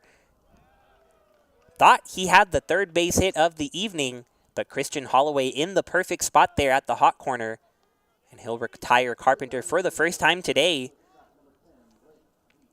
So now Newman will try to retire another Warhawk for the first time today. Leadoff hitter Blake Beach coming to the plate for the 4th time. He reached on a hit by pitch and has a couple of hits as well. But McMurry really quiet since that first inning. Not much doing offensively. They have 8 hits on the board. Trinity with 1 error on an errant throw. But all of that damage coming in the first inning, just a merry-go-round of base hit after base hit for McMurray.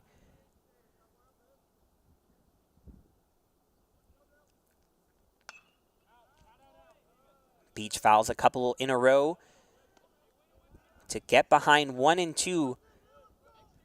And you see Beach, the leadoff hitter, trying to get Newman off his game, putting his hand up, asking for time, but Newman ready to fire away, not wanting to waste any time. He goes right at Beach. The changeup laid off, though, by Beach.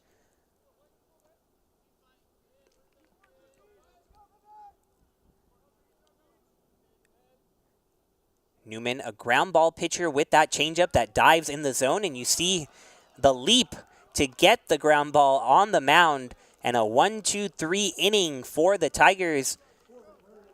Things really looking bright for Trinity now. After they score 5, they get that elusive shutdown inning, and they'll come right back to the plate after Newman sets down the Warhawks in order, does a little work himself defensively. We'll take a quick break on Tiger Network, with the Tigers trying to get even or ahead.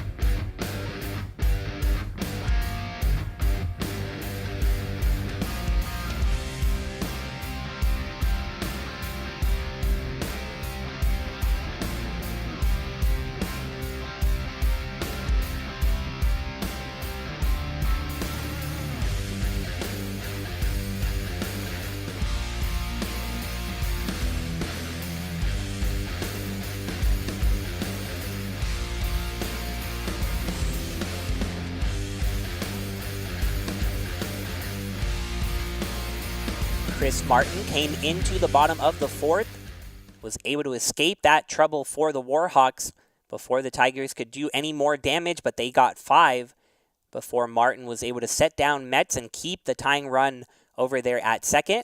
So Martin stays on the mound, and he'll face the catcher, Nick Lazera. Gave you a little bit of a tease earlier, mentioning Lazera's walk-up song. That's Amore by Dean Martin.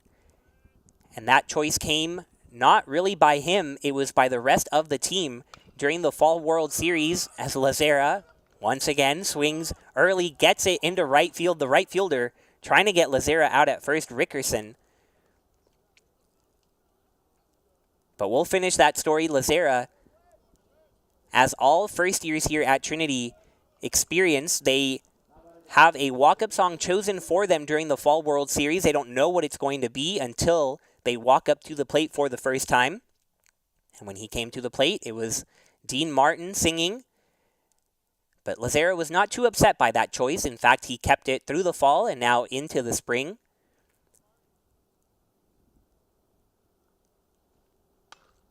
Schaub, first pitch swinging, lines it past the bullpen, foul.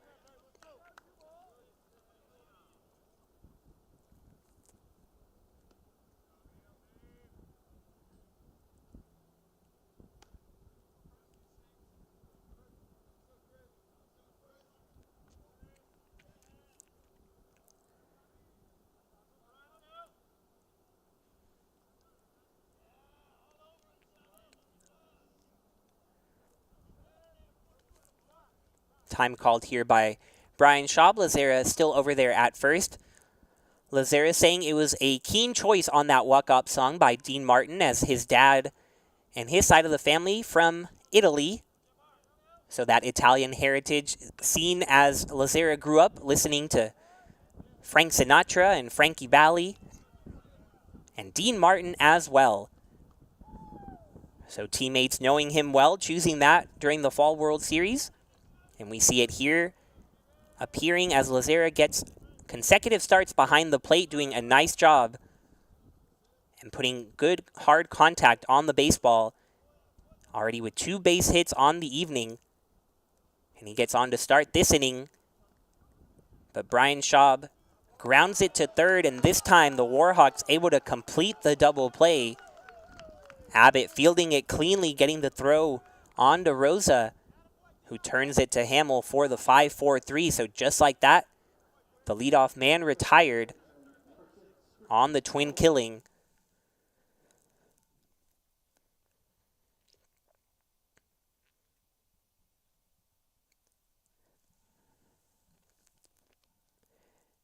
But as we saw last inning, just because there's 2 outs and nobody on doesn't mean a rally can't start. It's the exact same scenario that Christian Holloway came to the plate with last inning. Lazera and Schaub had been retired, and Holloway, just a little ground ball over to the right side, but reached on the infield single, and that opened the floodgates. 5 runs coming to score with 2 outs, and Holloway hitting the ball hard once more. You saw the pitcher Martin frustrated, thought the shortstop Beach could get over there, but it sneaks on past him, and Holloway reaches base once again. So maybe a little bit more 2-out magic on the way for the Tigers.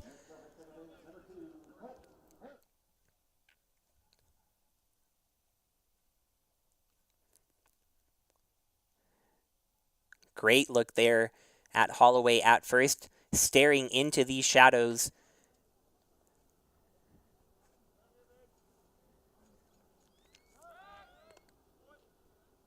Martin keeping Holloway honest over there. Gives him a look.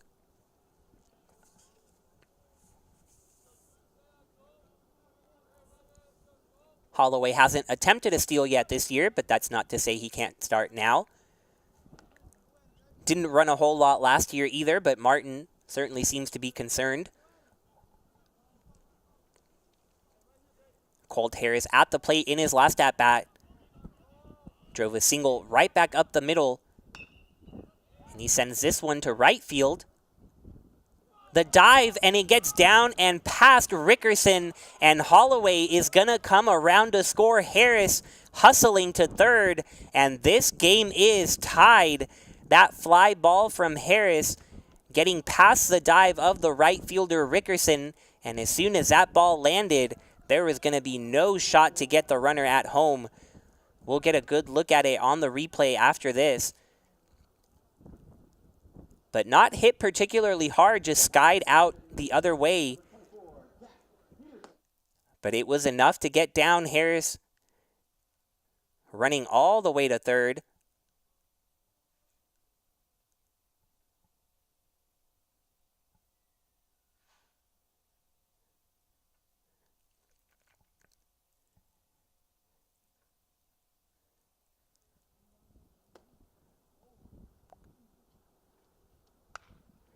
Peterson lines it to right field as well, but this one will fall foul. And a correction here. Thought Holloway scored. You're going to get to see the dive over here in right. You see Holloway did score. Harris getting over the third, but now you get to see the umpires putting their hands up. Looks like the ball got stuck under the fence there. Second time we've seen that this season already here at Trinity. Right field, the hardest angle for us here at Tiger Network, so apologies for that, but hard to tell what was going on. So now the runner's back at second and third. So the game not tied. Tigers still down 1, but Peterson with the opportunity here. Peterson hitting a couple of balls hard here, foul. But he is behind 1-2.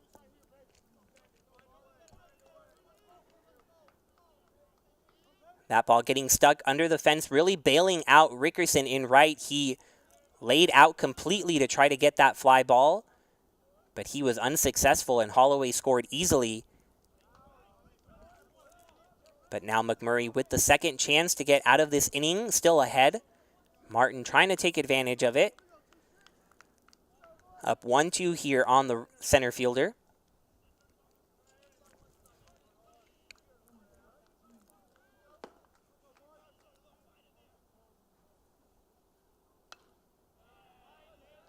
Peterson continues to foul off pitches in this at-bat.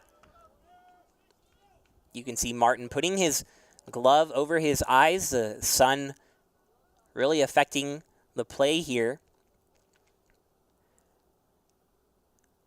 Have to believe Rickerson had a hard time with that fly ball, and Wright mentioned that the sun does set right behind home, right behind the Bell Center here at the baseball field, but it does set right in the eyes of the right fielder. So couldn't have been an easy chance, and Rickerson unable to get it. This time Peterson puts it in play high in the sky. Will be a tough play. And it's dropped. 2 runs are going to come in to score, and Peterson is going to end up at third. Been talking about this sun for a reason. It is causing all sorts of issues out there. And just a lazy fly ball into the shallow outfield, but nobody saw it.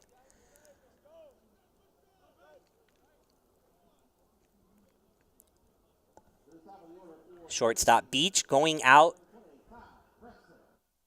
The left fielder charging in. Escobar trying to take control. But at the end of the day, it fell in there. Peterson hustling from the gate. Gets to third. And don't look now, but the Tigers are ahead.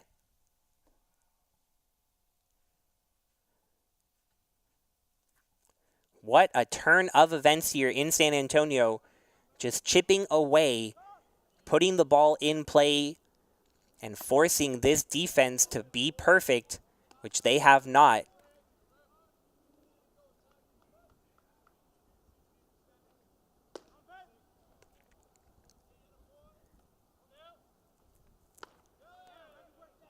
Pitch high and away to Preston.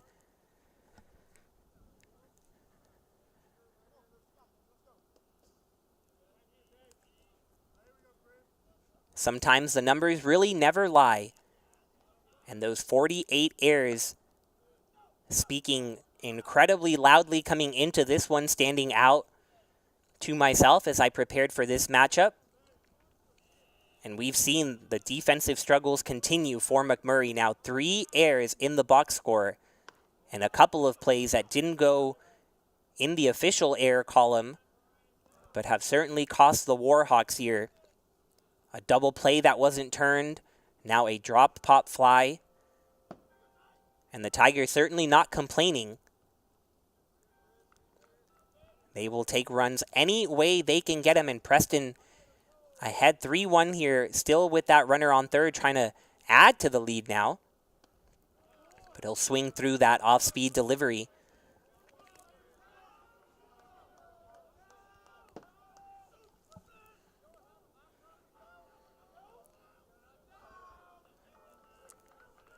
The 3-2 on the way to Preston. He lines it the right side, but it's caught by the second baseman, Rosa, so the side is retired. But the Tigers taking advantage of some miscues in the outfield from the Warhawks, and they take their first lead of the game. They were down 6-0, but suddenly they're ahead 7-6, so we'll be right back on Tiger Network with Trinity up over McMurry.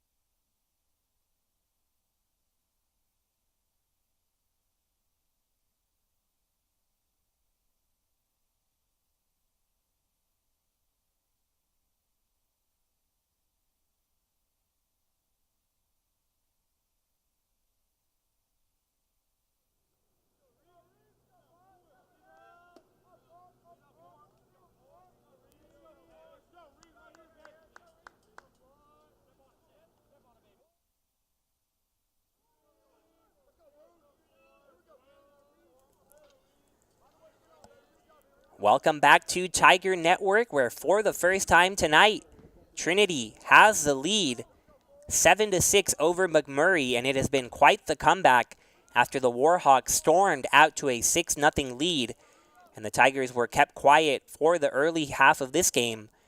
But then came the fourth inning, and the Tigers started chipping away, and now they have the lead.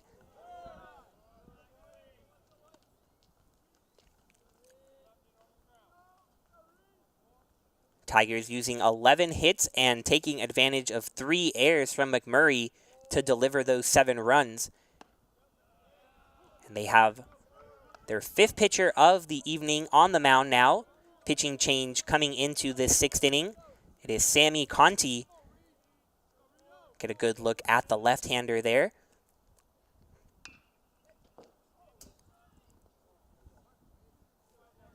Conti coming into this one here in the 6th inning. A little bit of unfamiliar territory for Conti so far this season. He's made a couple of starts. But here, Coach Scannell, Coach Smith relying on him to come in the middle of a game and help close things down for the Tigers.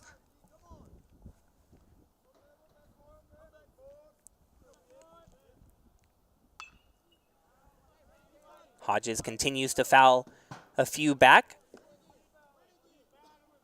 That graphic a little bit behind. We are in the top of the 6th. Trinity up 7-6, and the leadoff hitter Hodges here has a 2-2 count.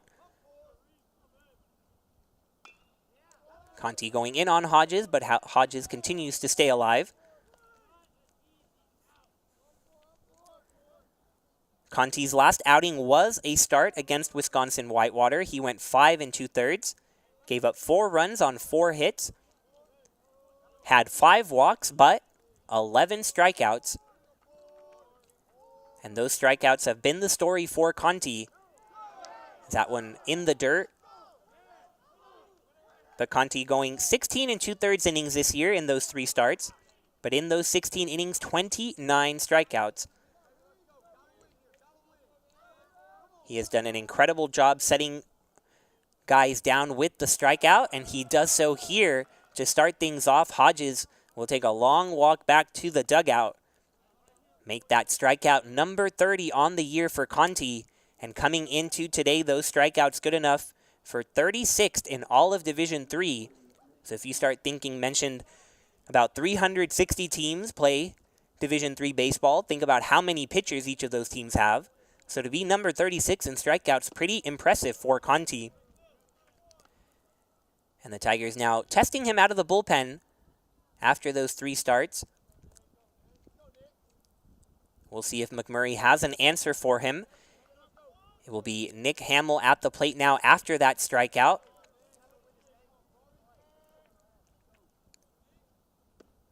That pitch perfectly in there for a strike. We'll continue to update you as the graphic remains behind. The 1-1 count here with 1 away in the top of the 6th. That ball sent up the middle and gets past the second baseman Harris for a single. So Nick Hamill records hit number 2 of the evening.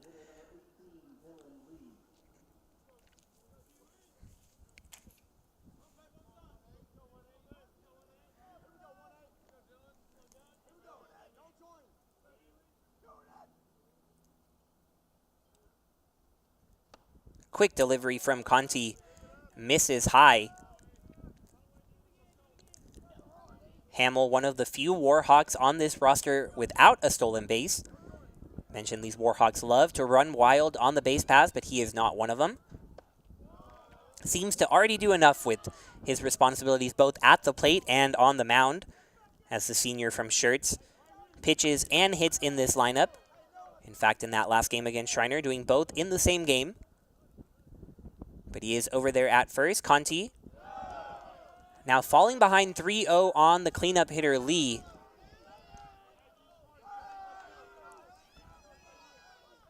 So after a quick strikeout of Hodges, a base hit from Hamill, and now a 3-0 count to Lee. and make that a 4-pitch walk. And a quick visit here to the mound from the catcher, who is also newly into the game. Tyler Pettit now behind the plate, coming in for Nick Lazera, who got the start. So both teams making plenty of changes, not afraid to use the entirety of their rosters. Tigers already on pitcher number 5. Warhawks already using 3 of their pitchers. And several pieces coming off the bench now for both sides, with Rickerson now coming to the plate with a couple of runners on, trying to get those runs right back for McMurry.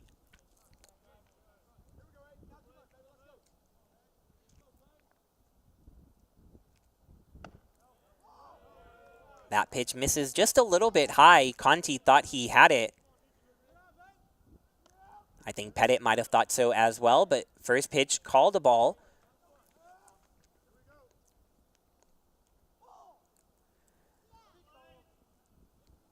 It was Rickerson over there in right. That last half inning on that strange play where we thought the Tigers had tied things up on a triple from Colt Harris. Rickerson laid out, trying to get that ball in his glove, but it ended up being called a ground rule double as it got stuck in the fence. But the Tigers did eventually take the lead off of the pop fly from Jack Peterson that dropped in there, scoring 2 runs and the go-ahead run as well. But McMurry not taking kindly to losing the lead. They've got an opportunity to tie things back up. Rickerson looks at this strike. 6 consecutive balls had been thrown by Conti ahead of that one. But we'll see if that helps him get back into the swing of things.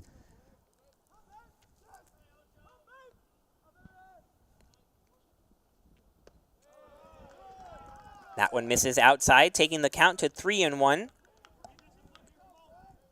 The big thing often with Conti, making sure he attacks the plate instead of tiptoeing across both sides of the zone, just going right at these hitters. He did it against Hodges to strike him out, but here struggling to get the ball in the zone, and that continues as this ball gets away from Pettit. Won't matter too much because it's a walk anyway, but the situation dire for the Tigers now. Bases loaded with just 1 out.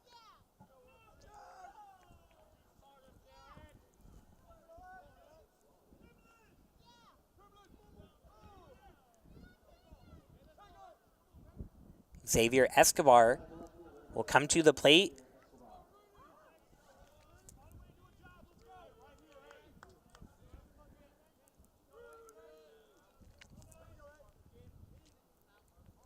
First pitch on the way to Escobar, in there for a strike.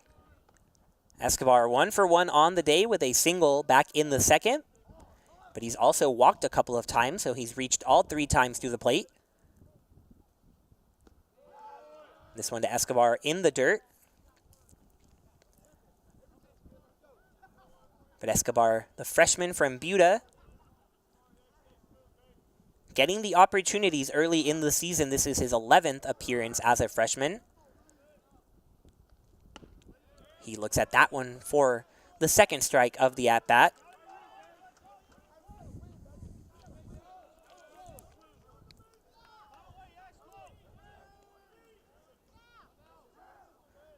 Conti's 1-2 past Escobar for strike 3. Big out number 2. The strikeouts continue to climb for Conti, and he needs 1 more out to get out of this trouble.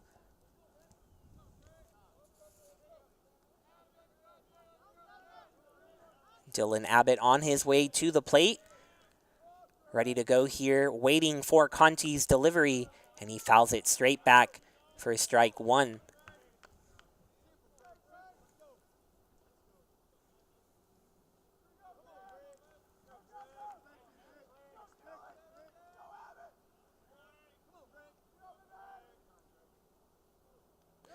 That one gets away from Pettit, but it hits those bricks behind there, and those will save the day for now.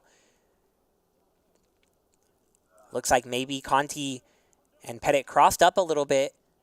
Right ahead of that pitch, you got a good close look at Conti shaking off Pettit and then agreeing with the second call. But that ball getting well past Pettit in a hurry.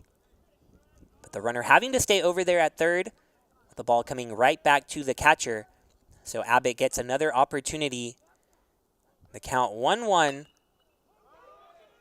He sends it over there to right field. Gore on his way. And he slides to make the catch in foul territory. Ezra Gore out there for a reason. You see him flying on the football field in the fall, and in the spring you see him flying on the baseball diamond. And the Tigers are lucky to have him. You see how much ground he covered to get out of this jam with the bases loaded. So the Tigers remain ahead 7-6 as we head to the bottom of the sixth in San Antonio.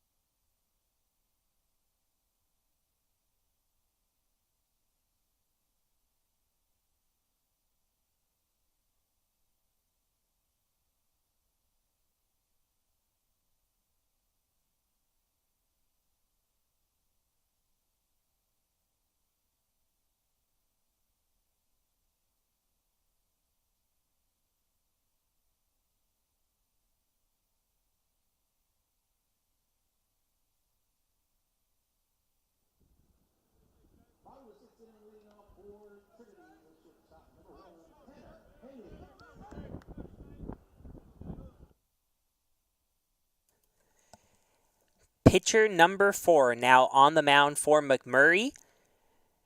And the newest face out there, Dylan Schaefer, the sophomore from Cibolo, Texas, also known as the home to Steele High School here in the San Antonio area. So the locals continue to march out there on the field.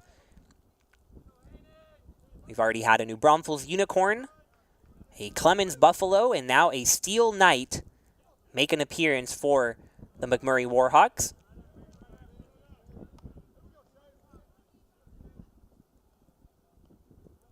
Schaefer's first task of the evening, go right through the heart of this Tiger lineup. Tanner Haney already ahead 2-0. And an awkward swing there for the first strike of the at-bat, but no awkward swings these past couple of games for Tanner.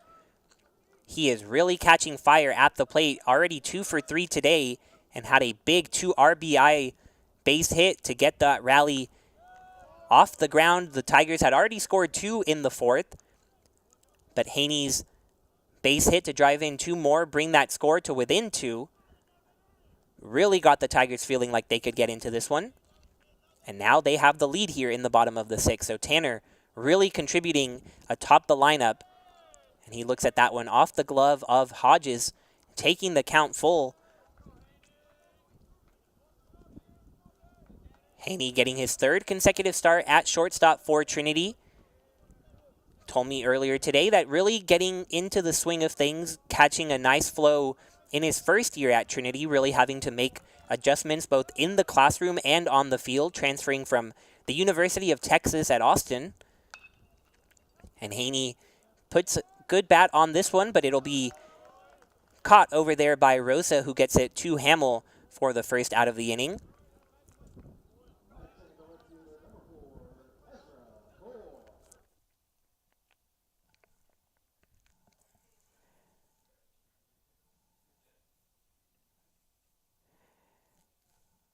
Now Ezra Gore to the plate.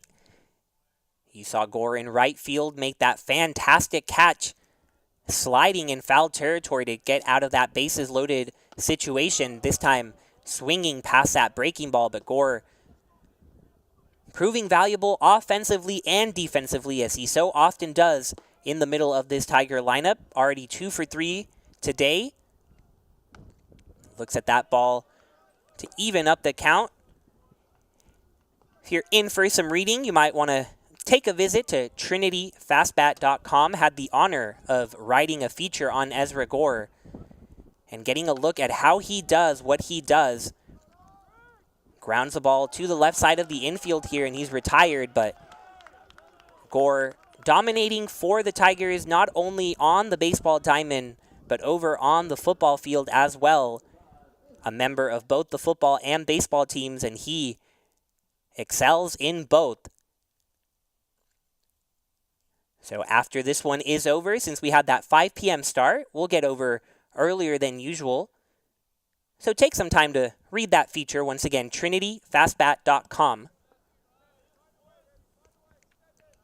Certainly we'll talk more about what's in that story over these next few home games, as we have the Southwestern Pirates coming to town to start SCAC play this weekend.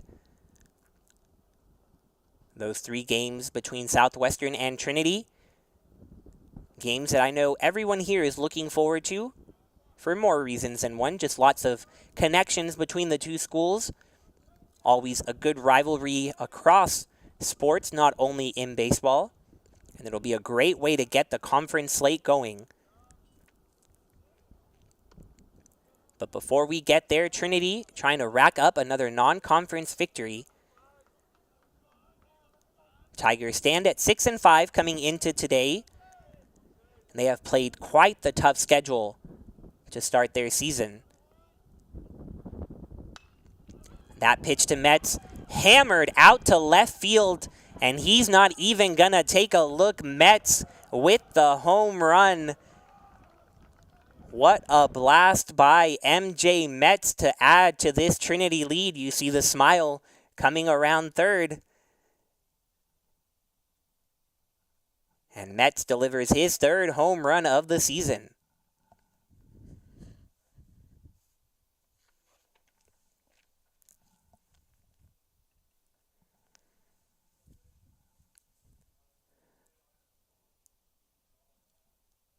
Talk about getting all of a pitch. Metz with a no-doubter out to left field. And received well in the Tiger dugout.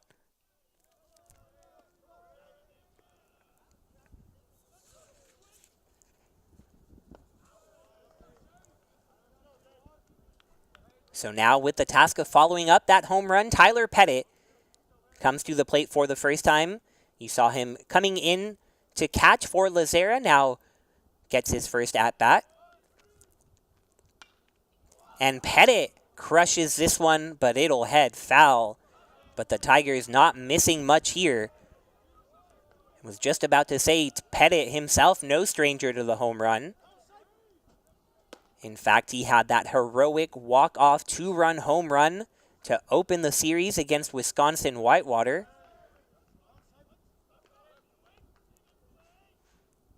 That powerful bat behind the plate, so valuable in the middle of this Trinity lineup when he gets the start.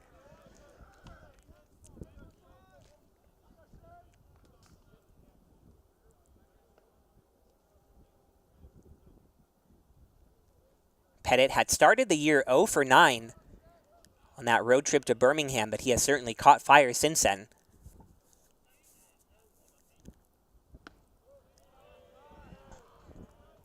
He missed that Babson series, that first home series of the season,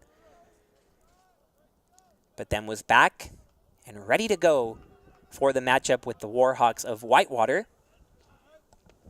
And now gets his second opportunity at the Warhawks of McMurry. That 3-1 delivery outside, but swung up by Pettit. Count going to 3-2, 2 outs, nobody on. Tigers already adding a run here in the bottom of the 6th off the MJ Metz home run.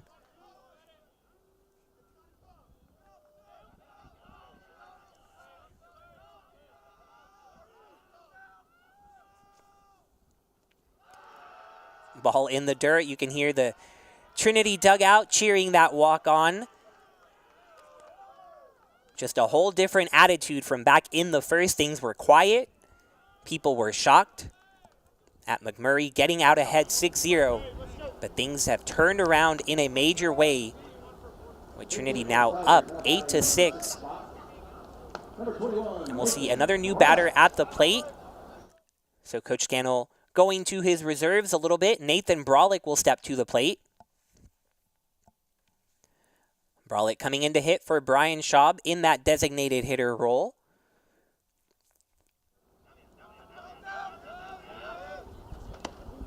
First pitch to Brolick, a breaking ball.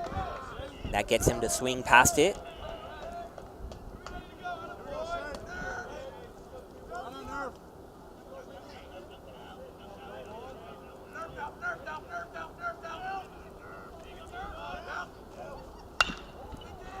Brolick grounds it to the shortstop, picked nicely there by Beach, and he'll get the third out of the inning.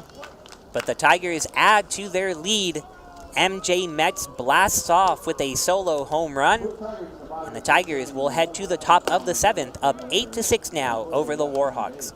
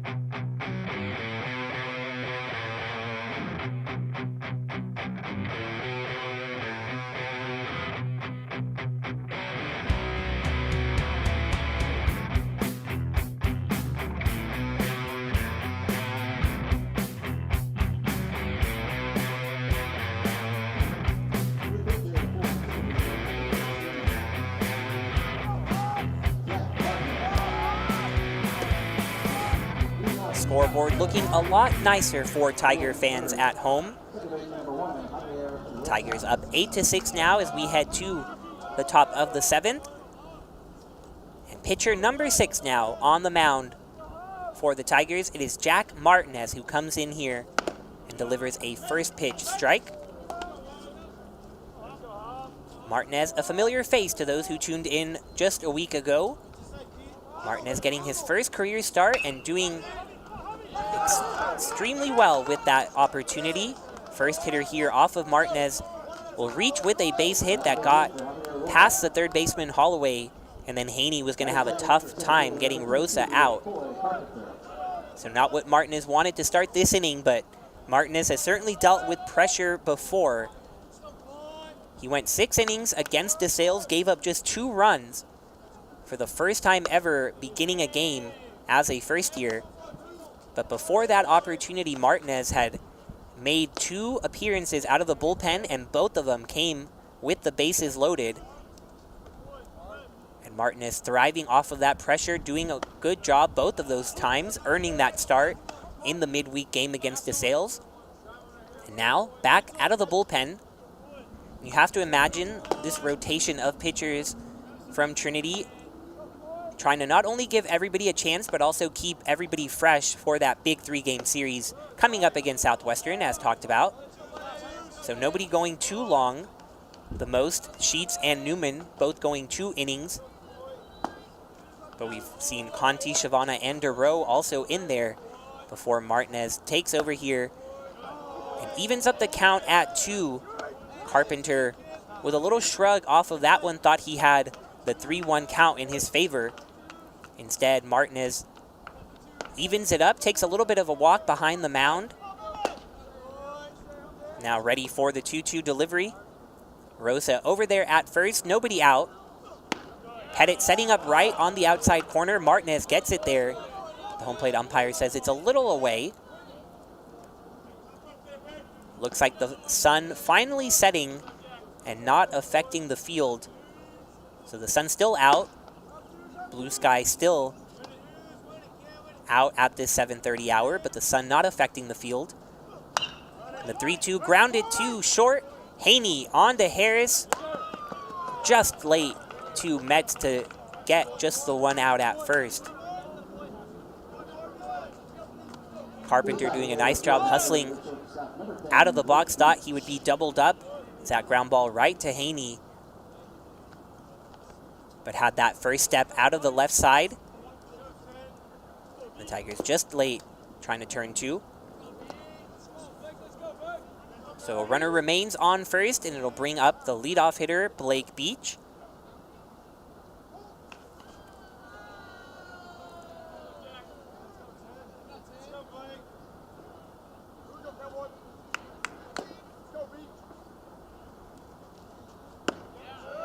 Breaking ball to start the at-bat, in there for a strike. Saw a lot of that last time against DeSales. Martinez really loving his breaking ball, confident enough to use it early on against these tough hitters at the top of the lineup.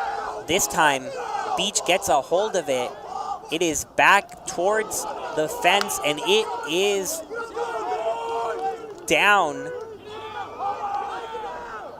Beach on to third with the triple.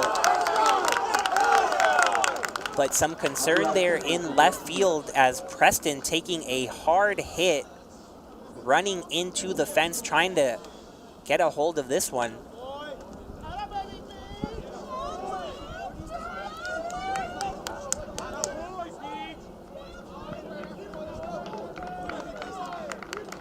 Couldn't tell on that angle. We'll try to maybe get the other view where you can see left field. We'll get it right here. You see Preston ranging back near the scoreboard, reaching up, trying to make the catch, instead taking a hard hit on the fence.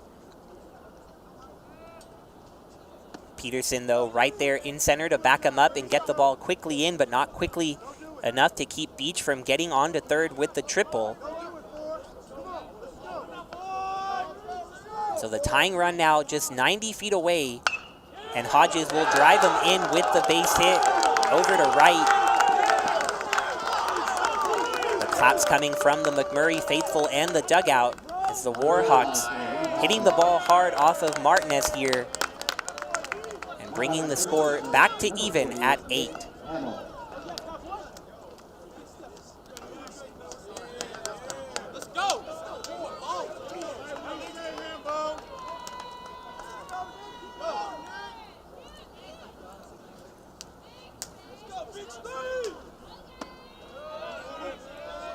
Martinez now will have to go up against Hamill, already with 2 runs in.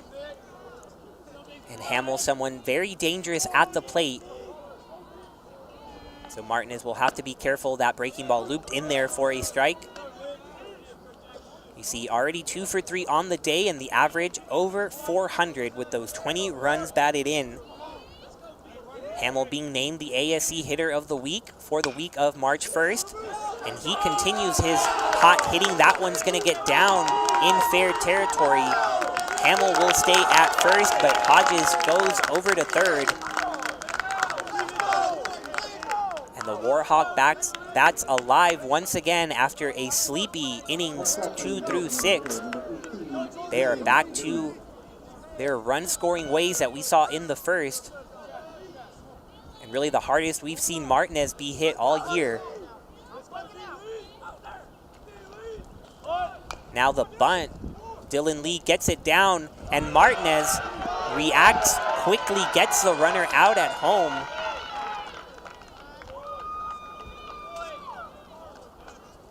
Looked like a safety squeeze with the runners at the corners. And Dylan Lee, the cleanup hitter, electing to bunt. But it went right back to the pitcher Martinez, who had the momentum going forward towards the mound. He did a nice job getting it from the air over to Pettit, and Pettit getting the tag down quickly. We have time called here on the mound. Dave Smith coming out to visit, so we'll get a good look. Martinez not even using his hand. What a great look there. You saw Martinez just scoop that ball and flip it over to Pettit with the glove. And that move maintaining this game at 8, but it'll be the last thing Martinez does as Dave Smith comes out, and he'll make yet another pitching change. Joel Thomas now on the mound for Trinity. We'll take a quick break on Tiger Network as he warms up and see what Thomas can do with a couple of runners on for McMurry.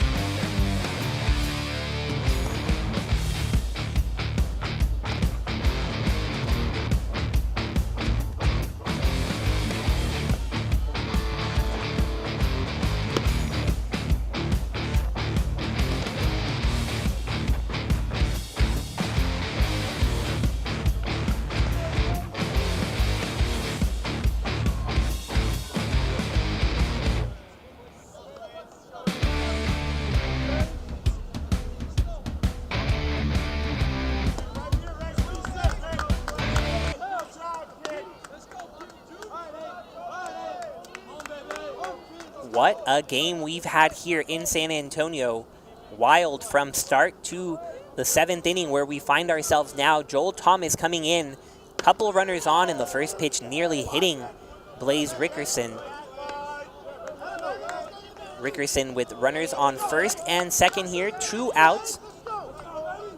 And the ball game all tied up at 8. Trinity came into this inning up 8-6, but the Warhawks not going home quietly, tying things up here and looking for more. Big swing there from Rickerson, unable to connect, so the count 1-1.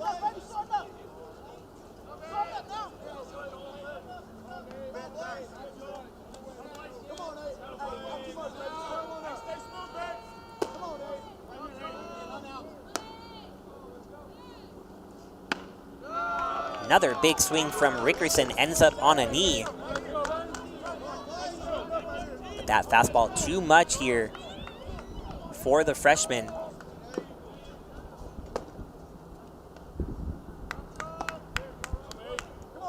Thomas now ready for the 1-2. It's chopped over to short. Haney goes to second, but the throw will not be in time. Would have been a nearly impossible throw to first, especially considering the speed of Rickerson over there. So Haney trying to take the shortest option at second, but that ball not hit hard, and that working out in the favor of McMurry. You see Haney having to go to his right, did everything you could have asked for. The throw may be a little low, but Harris was able to get it, but just not in time. So now the bases will be loaded, 2 outs still, but Joel Thomas will have to face Xavier Escobar.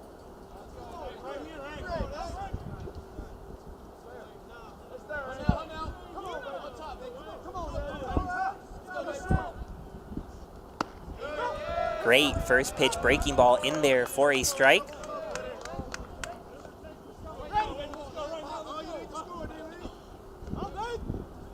McMurry had the bases loaded back in the 6th inning as well. Ended on that fly out in foul territory that Ezra Gore got a hold of. But now Escobar trying to change the outcome this time. Another big breaking ball ended up in the dirt. Escobar laying off.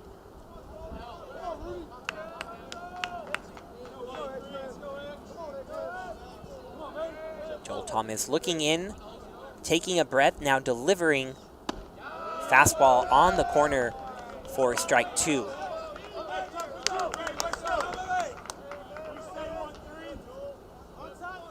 As you've seen, every moment a big one, but this one particularly important with the bases loaded.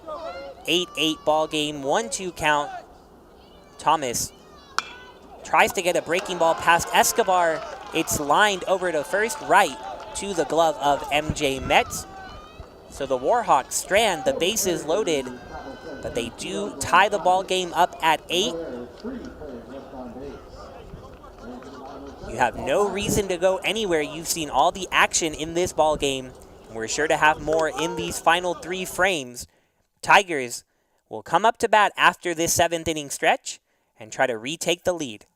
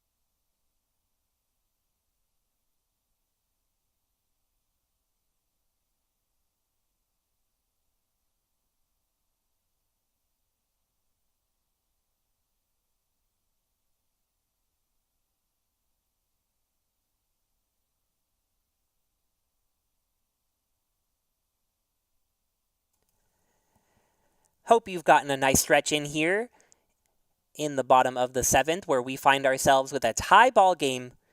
Trinity and McMurry. The Tigers ranked 18th coming into today. McMurry coming in ranked, not ranked, but with an improved record at 7-10. Just 2 wins away from matching their 2021 total. Still haven't played half their season yet, and you can see the improvement. Battling neck and neck with these Tigers. We've got another new pitcher on the mound. We've gotten used to having a new face out there pretty much at the start of every inning now, and it's Grayson Winter. In the top half of the 7th, it was Escobar who made the final out. Escobar from Buda going to Hayes High School, and Winter from Buda going to Hayes High School, both of them freshmen. So the teammates reconnecting here for the Warhawks. Pretty fitting, as Hayes High School recently renaming their mascot to the Hawks as well.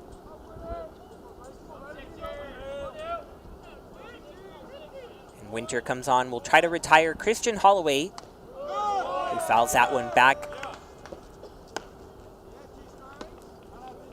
Holloway hit the ball hard his last time up. Got a single that ended up in the outfield. But not all of his hits have left the infield. His first one, perhaps the most important one, just a little infield single over to second that got that 5-run rally going in the bottom of the 4th. Big swing here from Holloway on the breaking ball. Puts him behind 1-2. But among all the flipping of this lineup, Holloway, a consistent name in there. He's played in all but one game. Today starting at third, often getting the start as the designated hitter. Coach Scannell knowing he needs that bat in the lineup one way or the other. This time though, Winter with a couple of good sliders, this one in the dirt, gets Holloway. And the catcher Hodges does a nice job getting him out at first as well, so the first out of the inning retired by Winter.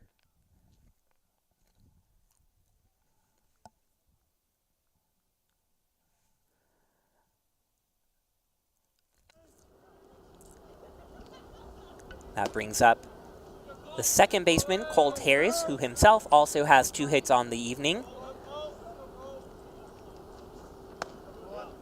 Harris takes the first pitch, breaking ball for a ball inside.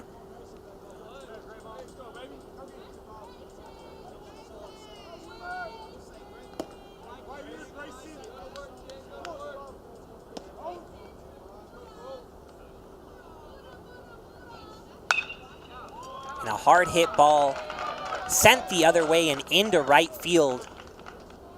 Harris with his second consecutive 3-hit ball game now, making quite the statement over there at second. And it'll bring up Jack Peterson. Peterson with about the strangest hit you can have to give your team the lead. Popped it way up into the shallow outfield.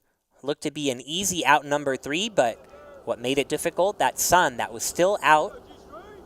The shortstop and left fielder colliding and allowing 2 runs to score at the time, giving Trinity the 7-6 lead. Goes to show what can happen when you put the ball in play.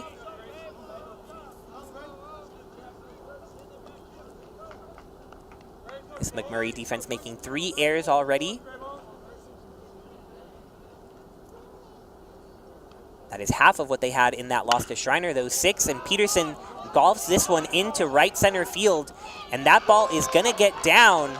It rolls all the way to the wall. Harris running hard around the bases, but he'll stop at third. Great piece of hitting from Peterson leaves 2 Tigers in scoring position with the top of the order coming to bat.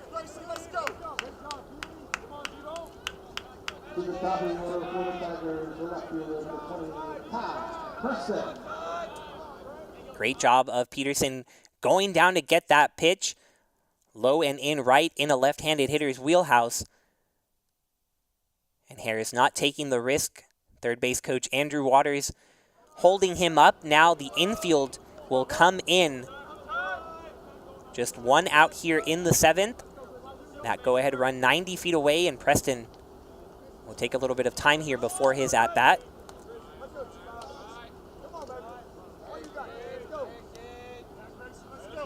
Preston already with the 3 runs batted in today, looking for a couple more. First pitch breaking ball from Winter gets him to look at a strike.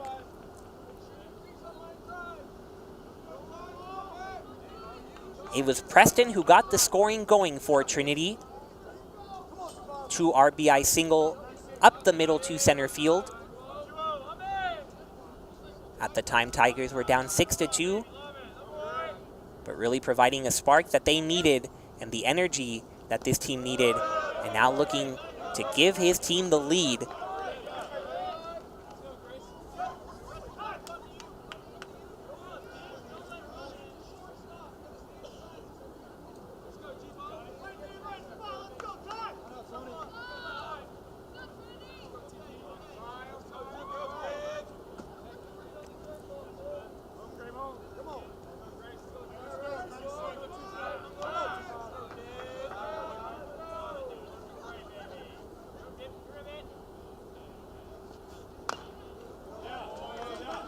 That delivery fouled back.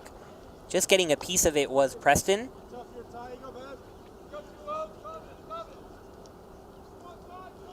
Head coach Tim Scannell telling me that the goal isn't necessarily to put the most runs up or get the most wins. Of course, that's nice. But the number one goal for him, for the team, is to have a tough-minded team. If he sees his team giving effort, he is happy no matter the result. And today his team certainly giving the effort that he's looking for, down 6-0 in the first inning, but not giving up, just going at bat after at bat. And they find themselves in a tied ball game here in the bottom of the 7th.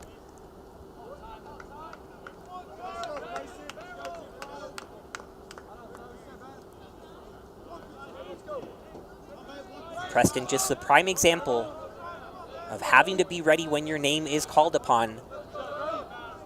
Had gotten 2 at-bats this year, no starts to his name, but today in the leadoff spot, and he has delivered, looking to deliver right here one more time. He grounds it to first. Hamill playing in will take it himself and stop the runner in his tracks over there at third. Harris freezing on the ground ball. So Preston putting it in play, but not quite far enough for the run to score. It'll be up now to Tanner Haney to bring these 2 runs home. That's why you play the infield in.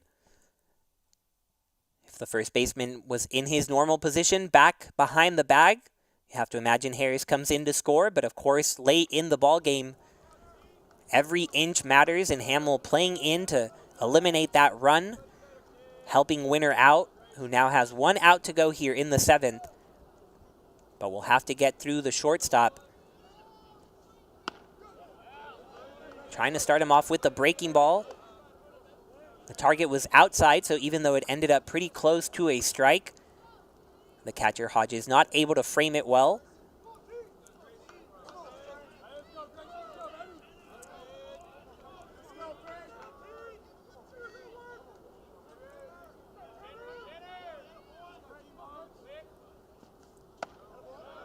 Pitch once again inside on Haney. So he'll have a favorable 2-0 count now. We've seen Tanner hit the ball extremely hard today and hitting it in every direction. Had a base hit over to left, then had a hard hit ball that got into right, and now he'll take it anywhere he can get it. The 2-0 pitch from Winner gets away from the catcher Hodges. Harris on his way home, and he dives in safely. Tigers taking the lead on Harris scoring on the wild pitch. So it won't even take a base hit from Haney to give these Tigers the lead.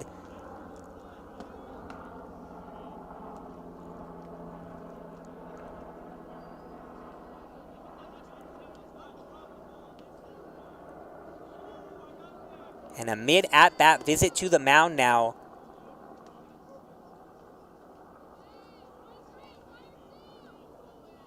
The catcher Hodges talking to his pitcher, telling him he still has a batter to retire, still has a runner on third. On the right here, you'll get a good look at the replay. Immediately after seeing the ball get to the backstop, Winter rushing in home, but it was not going to be enough. Harris too fast reacting over there from third.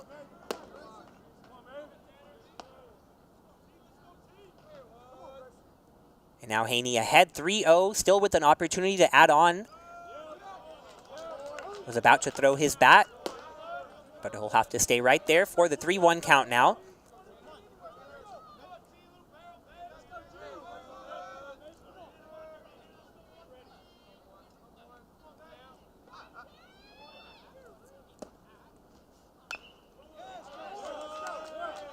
Haney chopping the 3-1 foul towards his own dugout.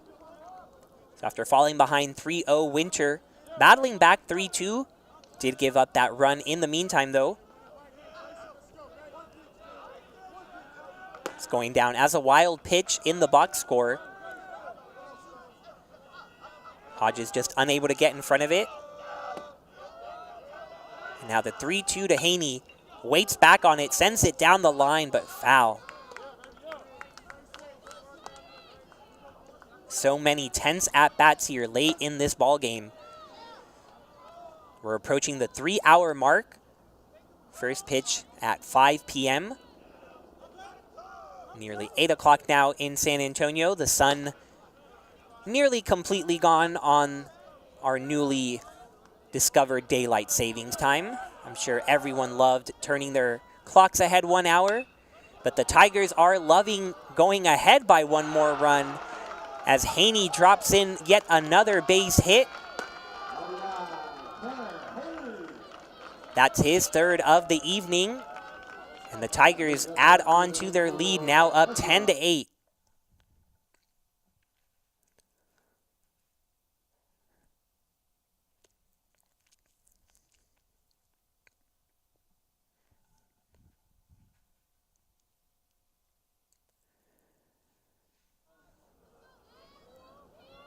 Winter with a couple of tough luck plays in a row. First, the pass ball, and then that ball just falling in front of the outstretched glove of the center fielder, Carpenter.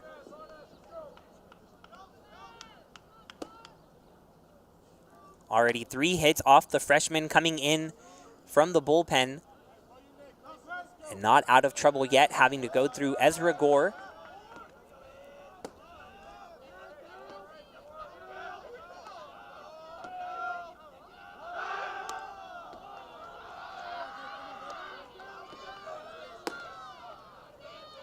Gore coming to Trinity after having the opportunity to walk on to play at several elite D1 institutions such as Vanderbilt and Stanford, but choosing to come to San Antonio to play both football and baseball. And boy, are Tiger fans happy he chose that, as he has led the way for this team, and he belts this one to left field, and he drives it out of here right on cue. Ezra Gore delivers a 2-run home run, doubling the Tiger lead here in the 7th, and he is fired up as he rounds third and heads for home.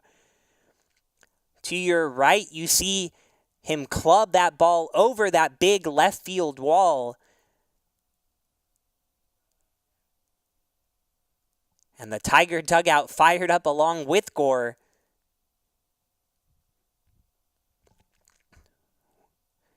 I warned you at the top that just because the Tigers were down 6-0 didn't mean they were out of this ball game. And they have come all the way back, took the lead, gave it up after the Warhawks tied it, and now they have it back, and in grand fashion.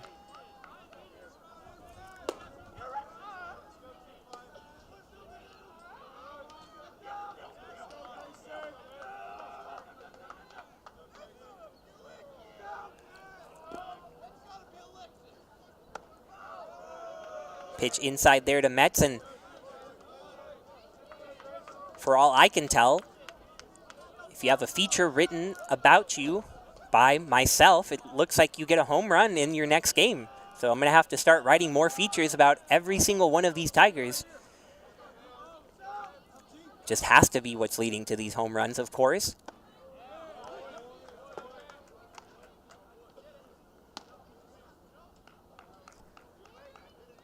Reminds me a little bit of the mojo you get if you go on Intentional Talk. Any baseball fans out there, Major League Baseball fans who watch MLB Network, the show Intentional Talk used to be with Chris Rose and Kevin Millar, and it used to be known that anybody who went on for an interview the day of their game, they would then either hit a home run or just have a spectacular day at the plate or on the mound, whatever position that player happened to play.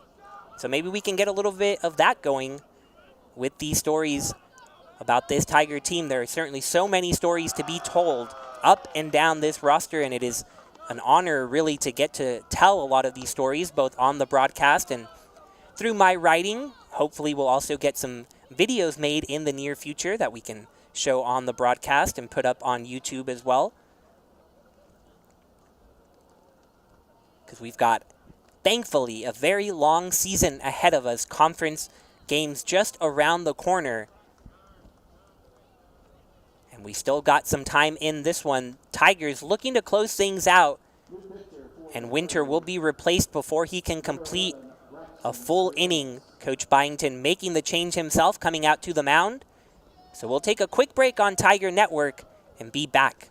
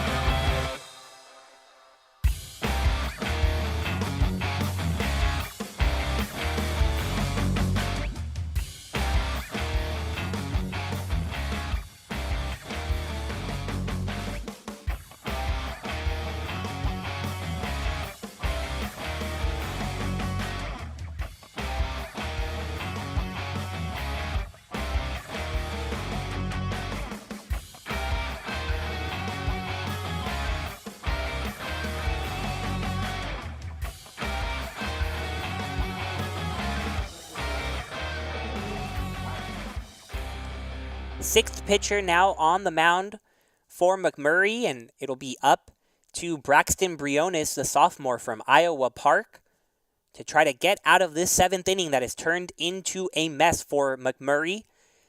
We were tied 8-8 at the start of this inning, but the Tigers have pounced for 4 runs, and thanks to a 2-run home run from Ezra Gore, that now has them ahead with their largest lead of the evening. But clearly, no lead enough. So Tyler Pettit and the Tigers will continue to try to add on and build to this lead. Pitch to Pettit. Dots the outside corner there. Pettit did not start this ball game. He came in about halfway through to replace the catcher Nick Lazera. Pettit getting a walk in his first plate appearance, so now down 0-2. Looking to come back in the count and bring home Mets from first.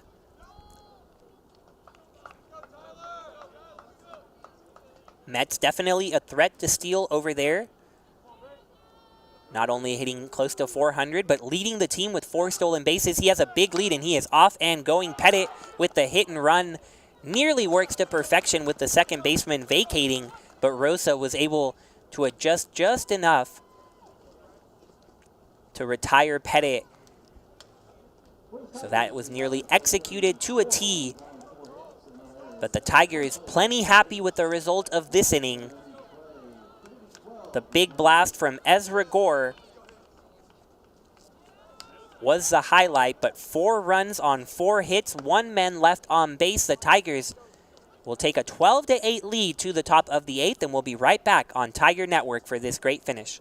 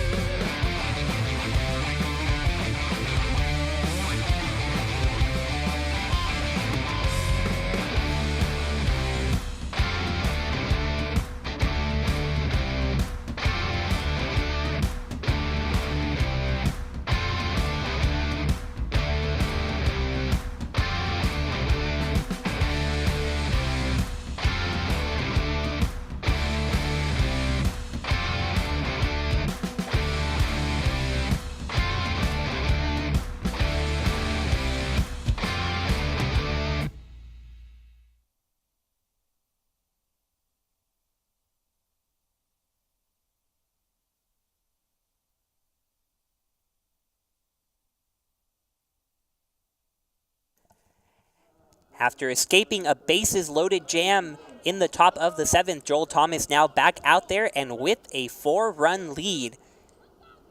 The Tigers giving him this cushion to work with. And Thomas going right after Abbott with a fastball in that he fouls off his foot.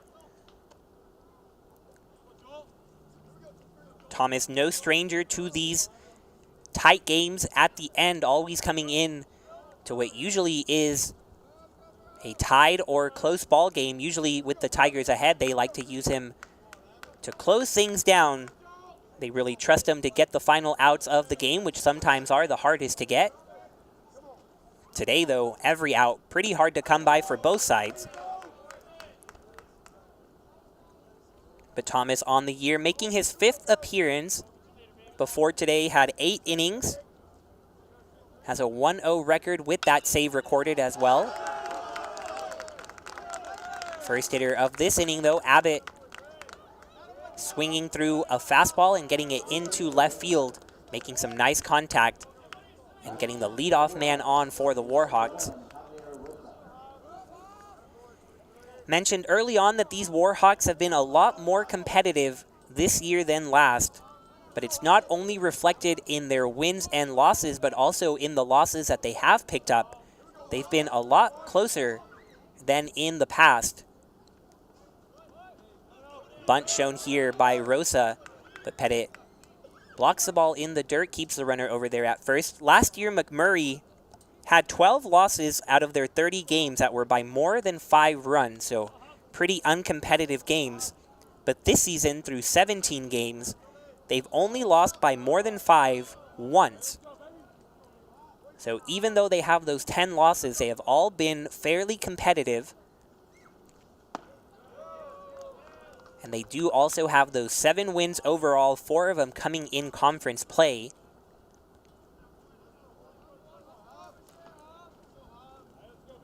So this McMurry team providing a nice battle for the Tigers before they start their conference schedule. Rosa, after showing bunt, swung away.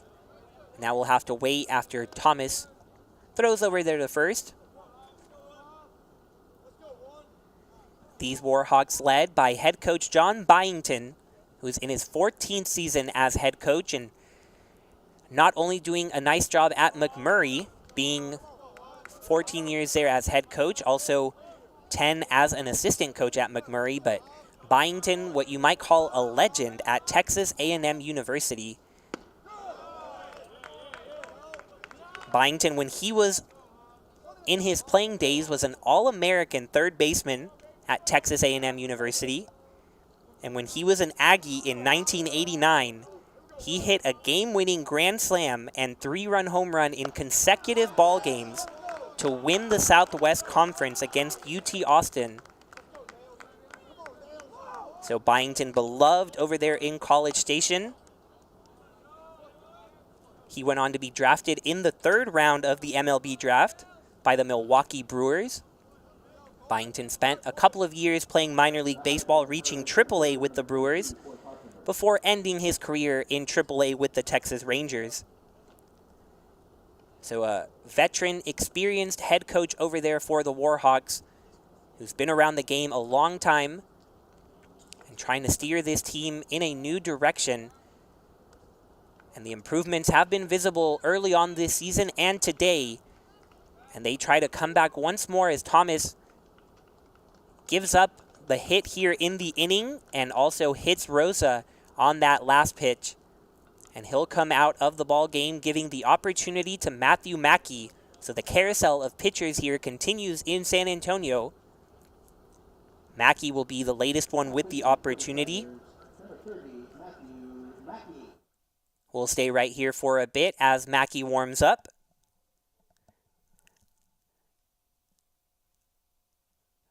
Byington, in his time in the minor leagues, putting up some pretty impressive numbers even though he never reached the major leagues. He hit .279 over his 6 seasons, hit 54 home runs, 473 runs batted in.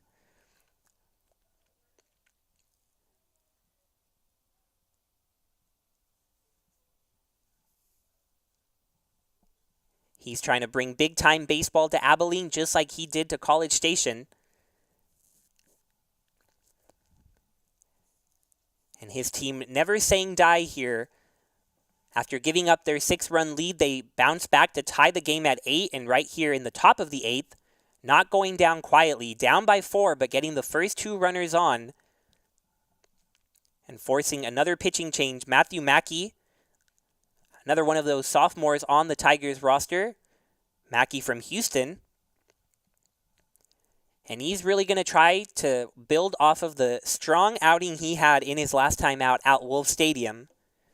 Mackey going an inning and 2/3, not giving up any run. And very importantly, not giving up a walk either, striking out a batter. And he told me this week that he's really gaining the confidence after his first outing. Didn't go quite as he hoped. In his words, just trying to nibble a little bit too much, trying to be perfect. But last time against Whitewater, very much attacking the zone, getting ahead in the count, and he'll try to keep that going here as Coy Carpenter steps to the plate. The lefty-on-lefty matchup, Carpenter squares around a bunt, but the pitch high.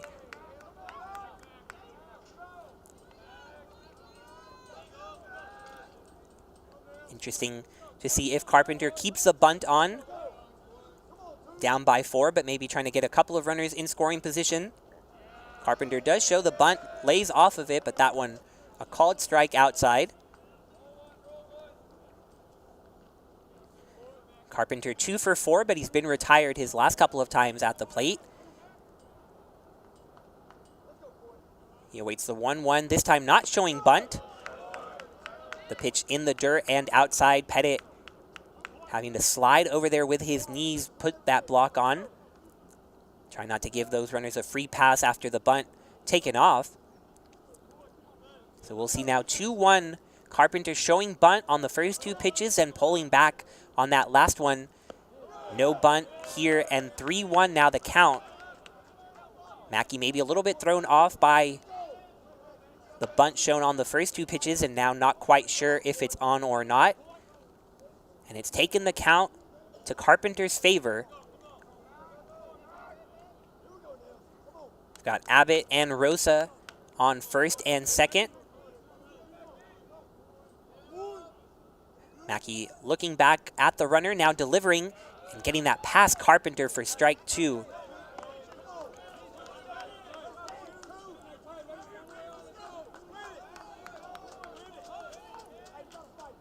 That time it was the fastball beating Carpenter. A couple of breaking balls in the dirt from Mackey. We'll see what he goes to on this full count. Looked like a fastball that Carpenter just able to fight back.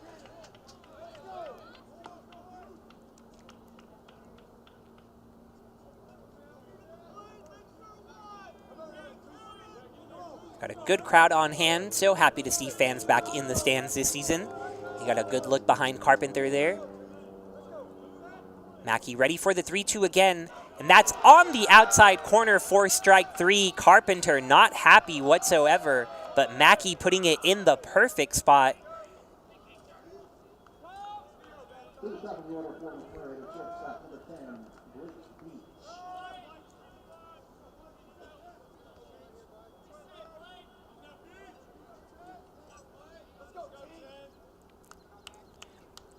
Big out number 1 there, with Mackey now having to face the top of the Warhawk order. And the man who has done the most damage today, Blake Beach. He swings at the first pitch, fouls it towards his own dugout. You see on your screen, Beach 3 for 4. But what else is new? 33rd in Division III coming into today with his base hits. And also, as we talked about, leading in runs scored and stolen bases. Just an all-around great player at the top of the order. And he's looking to deliver after sending one deep into left field, hitting the fence. That was that play that Preston ran into the left field wall, Beach reaching third.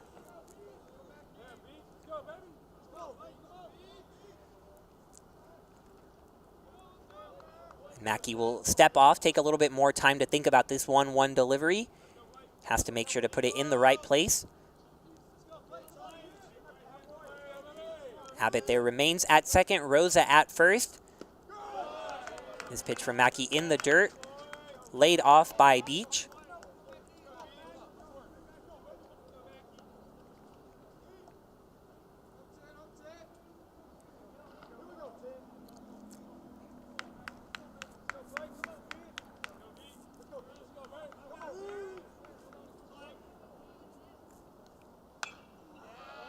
That one fouled again into the screen by Beach. So the count evened up at 2. Mackey had that beautiful pitch on the corner to strike out Carpenter. And he'll look to do something similar here. The shortstop causing all sorts of problems for the Tigers pitching staff today. But Mackey's 2-2 on its way. Sent right back to Ezra Gore in right field, but no problem for the speedy right fielder. We've seen him range to foul territory, this time gliding to his right. Just an all-around great play here. Nothing too flashy, no dive or anything, but a tough play that's made to look easy by Gore over there. And so 2 outs now. Mackey doing his job so far, keeping those Warhawks at first and second. Great opportunity to see that last play on your right, with live play remaining on your left.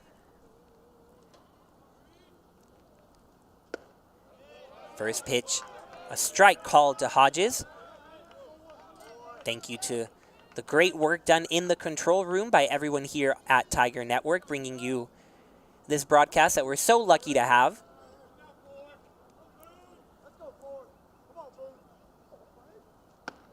Oh, 1, a breaking ball. Mackey nearly getting it in the back door there, but just missing outside.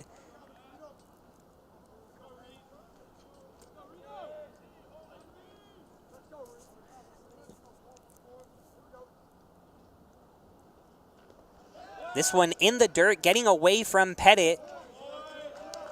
He'll have no chance to get the runner scoring from third. Abbott, who moved over on that fly ball to right. So the Warhawks creep a little bit closer here, 12-9 now. Another runner moves into scoring position. And Hodges ahead in the count, 2-1.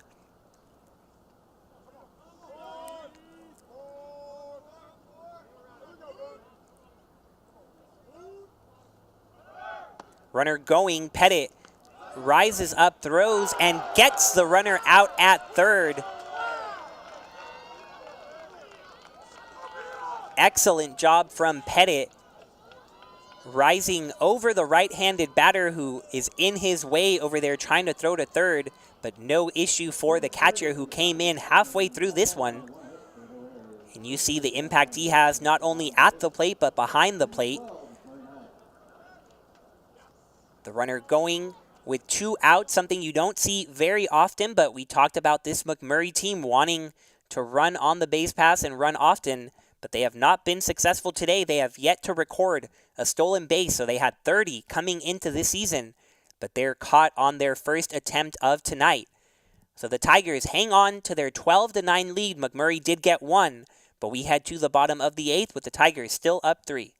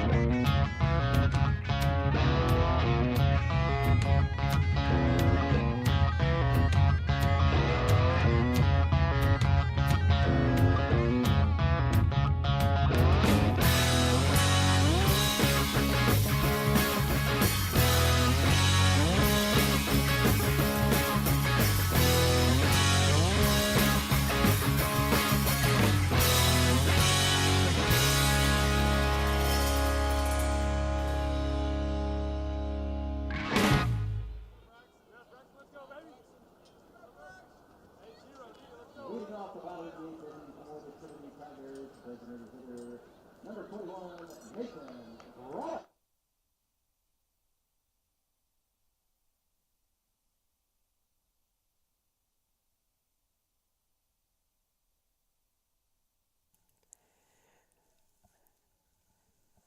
Nathan Brolick at the plate for the second time tonight after coming in to pinch hit for Brian Schaub.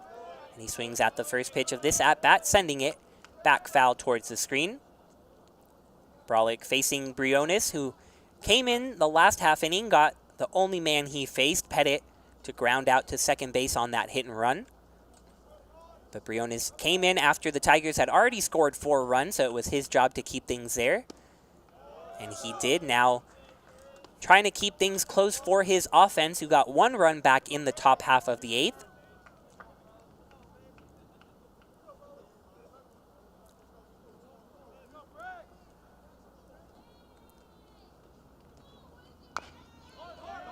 Oh, 2 pitch chopped over to first. Briones with a phenomenal play at first.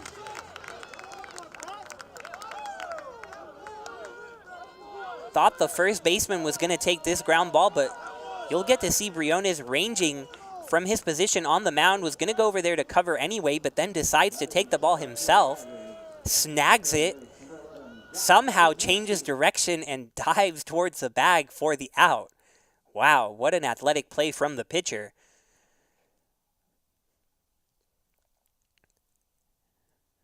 So what a way to get the first out of the inning. Certainly a unique situation for the pitcher. Now another pinch hitter on the way. Jack Wisniewski swings at the first pitch, sends it to right field. And that's going to get down past the right fielder, Rickerson, who gave it an effort, but Wisniewski wasting no time off the bench.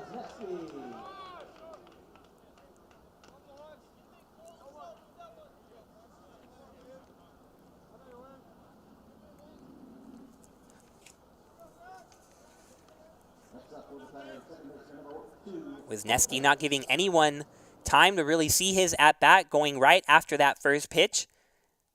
But I know he will be thrilled with that double.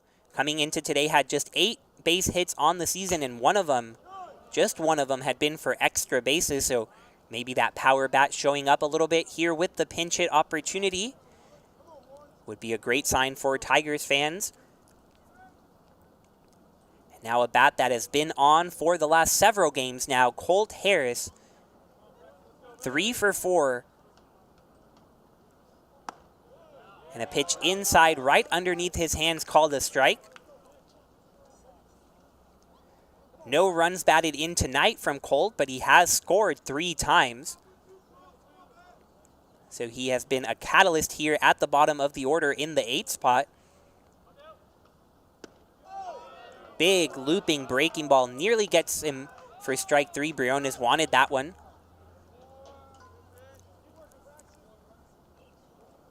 Briones, as you can see, has had a pretty good start to his season. That 2.16 ERA in 5 appearances. And he goes right back to that breaking ball. This time Harris can't hold back. Swings right over the top of it. And he'll head to the dugout after being struck out from the sophomore. Next up for Trinity, the center fielder, number 24, Jack. Jack Peterson will come to the plate now with 2 outs in the bottom of the 8th. And it would be up to him to try to give the Tigers that season high once more in hits. They sit at 17 base hits right now. Their last game they had 18, which was a season high, so it would be great to see them reach that in consecutive ball games. Certainly a big sign that the offense has found a groove and couldn't come at a more perfect time with conference right around the corner. The homestand continues here with 3 games against Southwestern. Pirates coming to town for a night game on Friday and then a doubleheader on Saturday. We'll have it right here for you on Tiger Network. This game tonight, one we actually weren't supposed to have, added to the schedule at the very last minute. But McMurry coming down from Abilene and paying the Tigers a visit, and it's been a wild one. Certainly glad this one got put on the schedule. Initially, the Tigers were supposed to play some more games during their spring break, which was last week. Not only that game against DeSales, they were supposed to play a 3-game series against the University of Chicago. But with the academic calendars for both these schools shifting, for Chicago and Trinity, the spring breaks no longer aligned, and Chicago had to forego their visit to the Alamo City. But instead, Coach Scannell trying to find some other ways to add games to the schedule. Added this one with McMurry, already added one with Our Lady of the Lake, which will be later in the year. So just trying to get his team as much action as possible.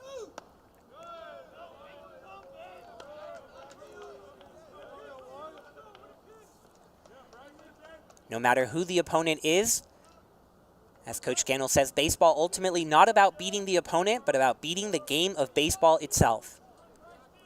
It sounds straightforward, but it's what he tells his team. You have to play your best game no matter who is out there. Sure, the opposing pitcher, the opposing hitters have a say, but if you do your job, usually won't be able to stop you. And tonight, the Tigers, after a slow start, have recovered nicely. Didn't freak out after that big deficit in the first.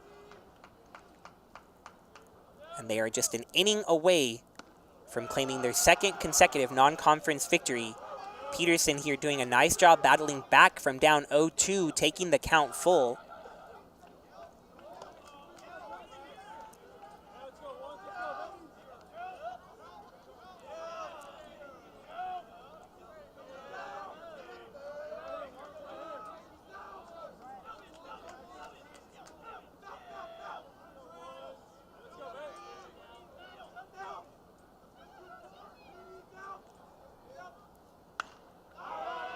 Another foul ball off the bat of Peterson. He continues to grind through this at-bat.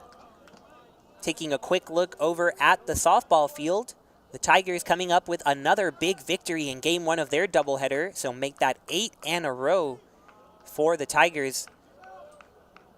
So after 13 consecutive losses, they have reeled together 8 consecutive wins. Great to see over there for the softball team, and over here at the baseball field, some more positive outcomes for Tiger fans. And a positive result off the bat of Peterson. He lines it to the wall in right. He is hustling into second for a double.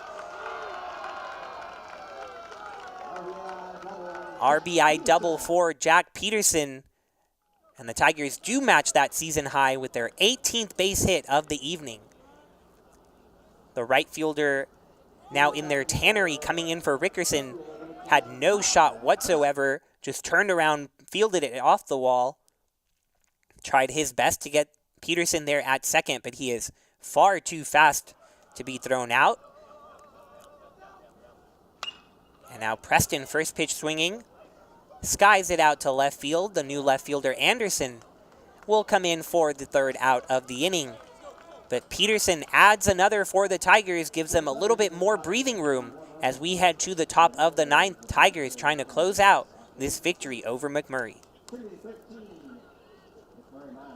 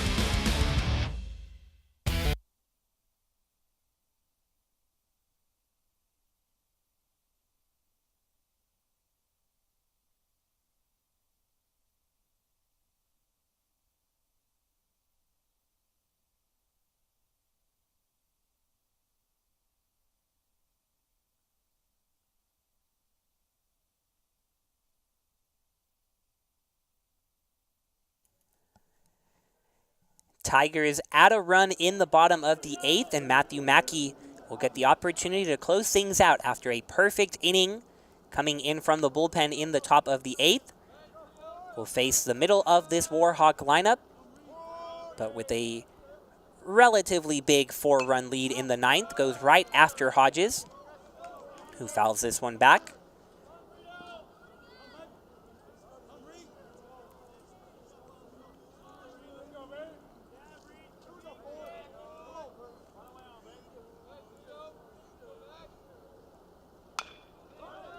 Second pitch chopped over there to second. Harris has it with plenty of time before retiring Hodges over there at first. One down here in the 9th. Hope you didn't think I would let you get away from this game without learning why McMurray has the mascot as the Warhawk. As always, with my mascot mania that I love to bring you. Warhawks actually changing their name from the Indians in 2006. They no longer wanted that Native American imagery. We've seen that at the major league level as well, the Cleveland Indians becoming the Guardians. McMurry changing their name from the Indians to the Warhawks in 2011, that official name change after several years of brainstorming and voting. 70% of the votes that came from students, alumni, faculty, and staff decided on the name Warhawks to represent McMurry. So ever since then, they've been the Warhawks, coming from Abilene.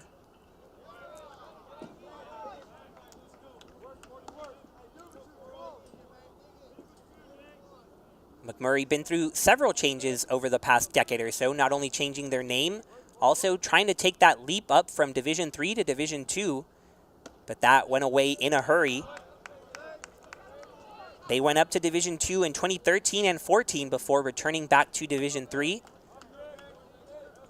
So now they find themselves back in the ASC and back in San Antonio. That pitch nearly strike three on Hamill.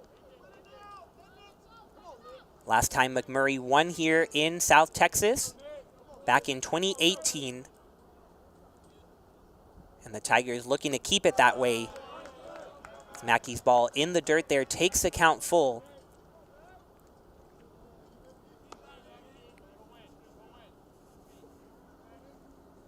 It's been a wild one here from the first pitch on. If you tuned in even a few minutes late, you would have joined to see a 6-run lead for McMurry on the board. That 6-run lead lasted a few innings all the way to the 4th before the Tigers began mounting their comeback. And now 13 runs on the board for Trinity.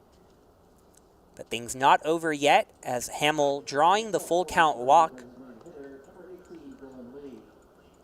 It'll bring up Dylan Lee to the plate.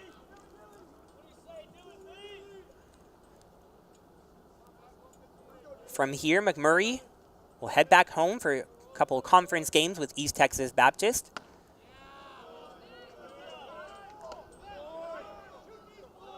These two conference exchanging a lot of looks at one another.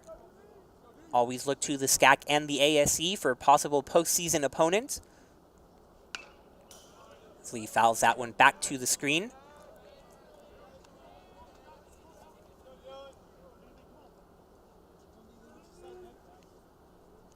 Trinity will face several more ASC opponents. Concordia, Mary Hardin, Baylor, a few of those.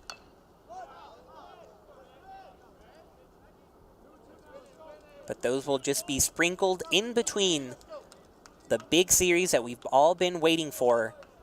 The series that come in SCAC play. And the Tigers will host several of those series here in San Antonio. Beyond that Southwestern series, the Tigers will welcome St. Thomas and the University of Dallas.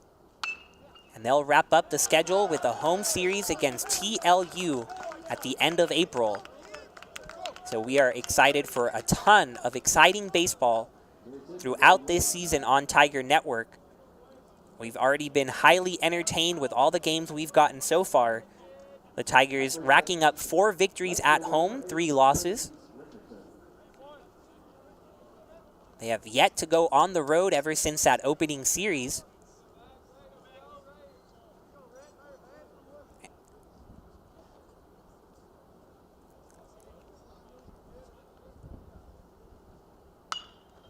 First pitch to Rickerson, sent to right field. Gore trying to make another fantastic catch, but this one will fall just in front of him, but foul. So the runners will go back to their bases, and Mackey will reset on the mound. That one falling just foul.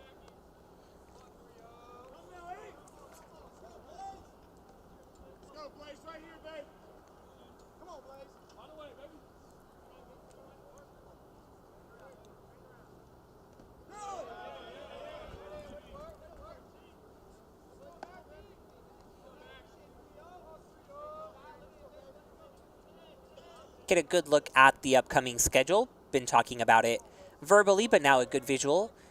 We'll take a look at that after the game as well. But first, Mackey running into some trouble here, but trying to get out of it. Ball in the dirt. Pettit doing a nice job to block it. Mackey got the 3 batters out in the 8th, then retired the leadoff man here. But a walk from Hamill and a single from Lee. Give McMurray a little bit of life here. 2-1 count. Rickerson puts a good swing on that one, but it's straight back into the fence.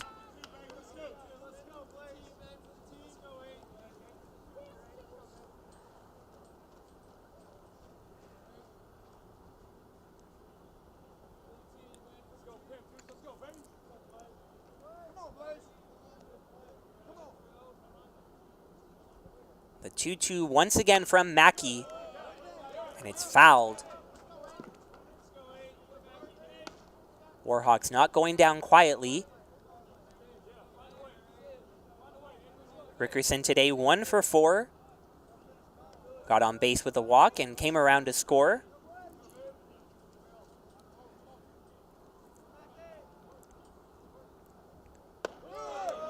Rickerson able to lay off of that one up and away.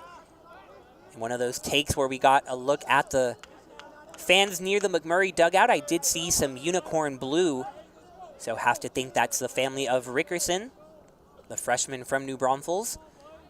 And Rickerson trying to keep his team in it.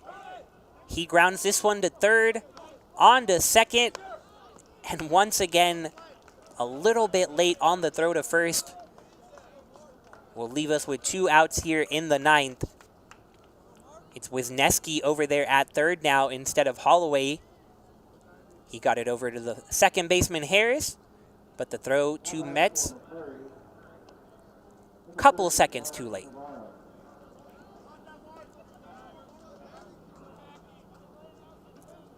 Metz trying to sell that one, but Rickerson pretty clearly beating it. And it'll leave things up to Xavier Escobar.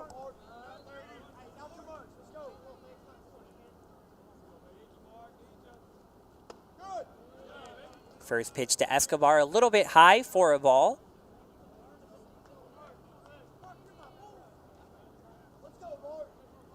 Escobar has come to the plate in some pretty key situations, has left 3 runners on, has runners at the corners here. Puts on a big swing, but unable to reach that fastball away.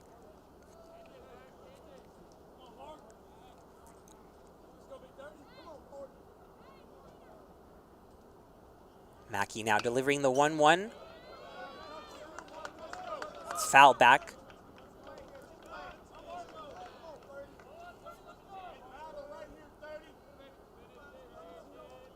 And it looks like another pinch hitter snuck in there. It's not Escobar at the plate, but Mark Navarro.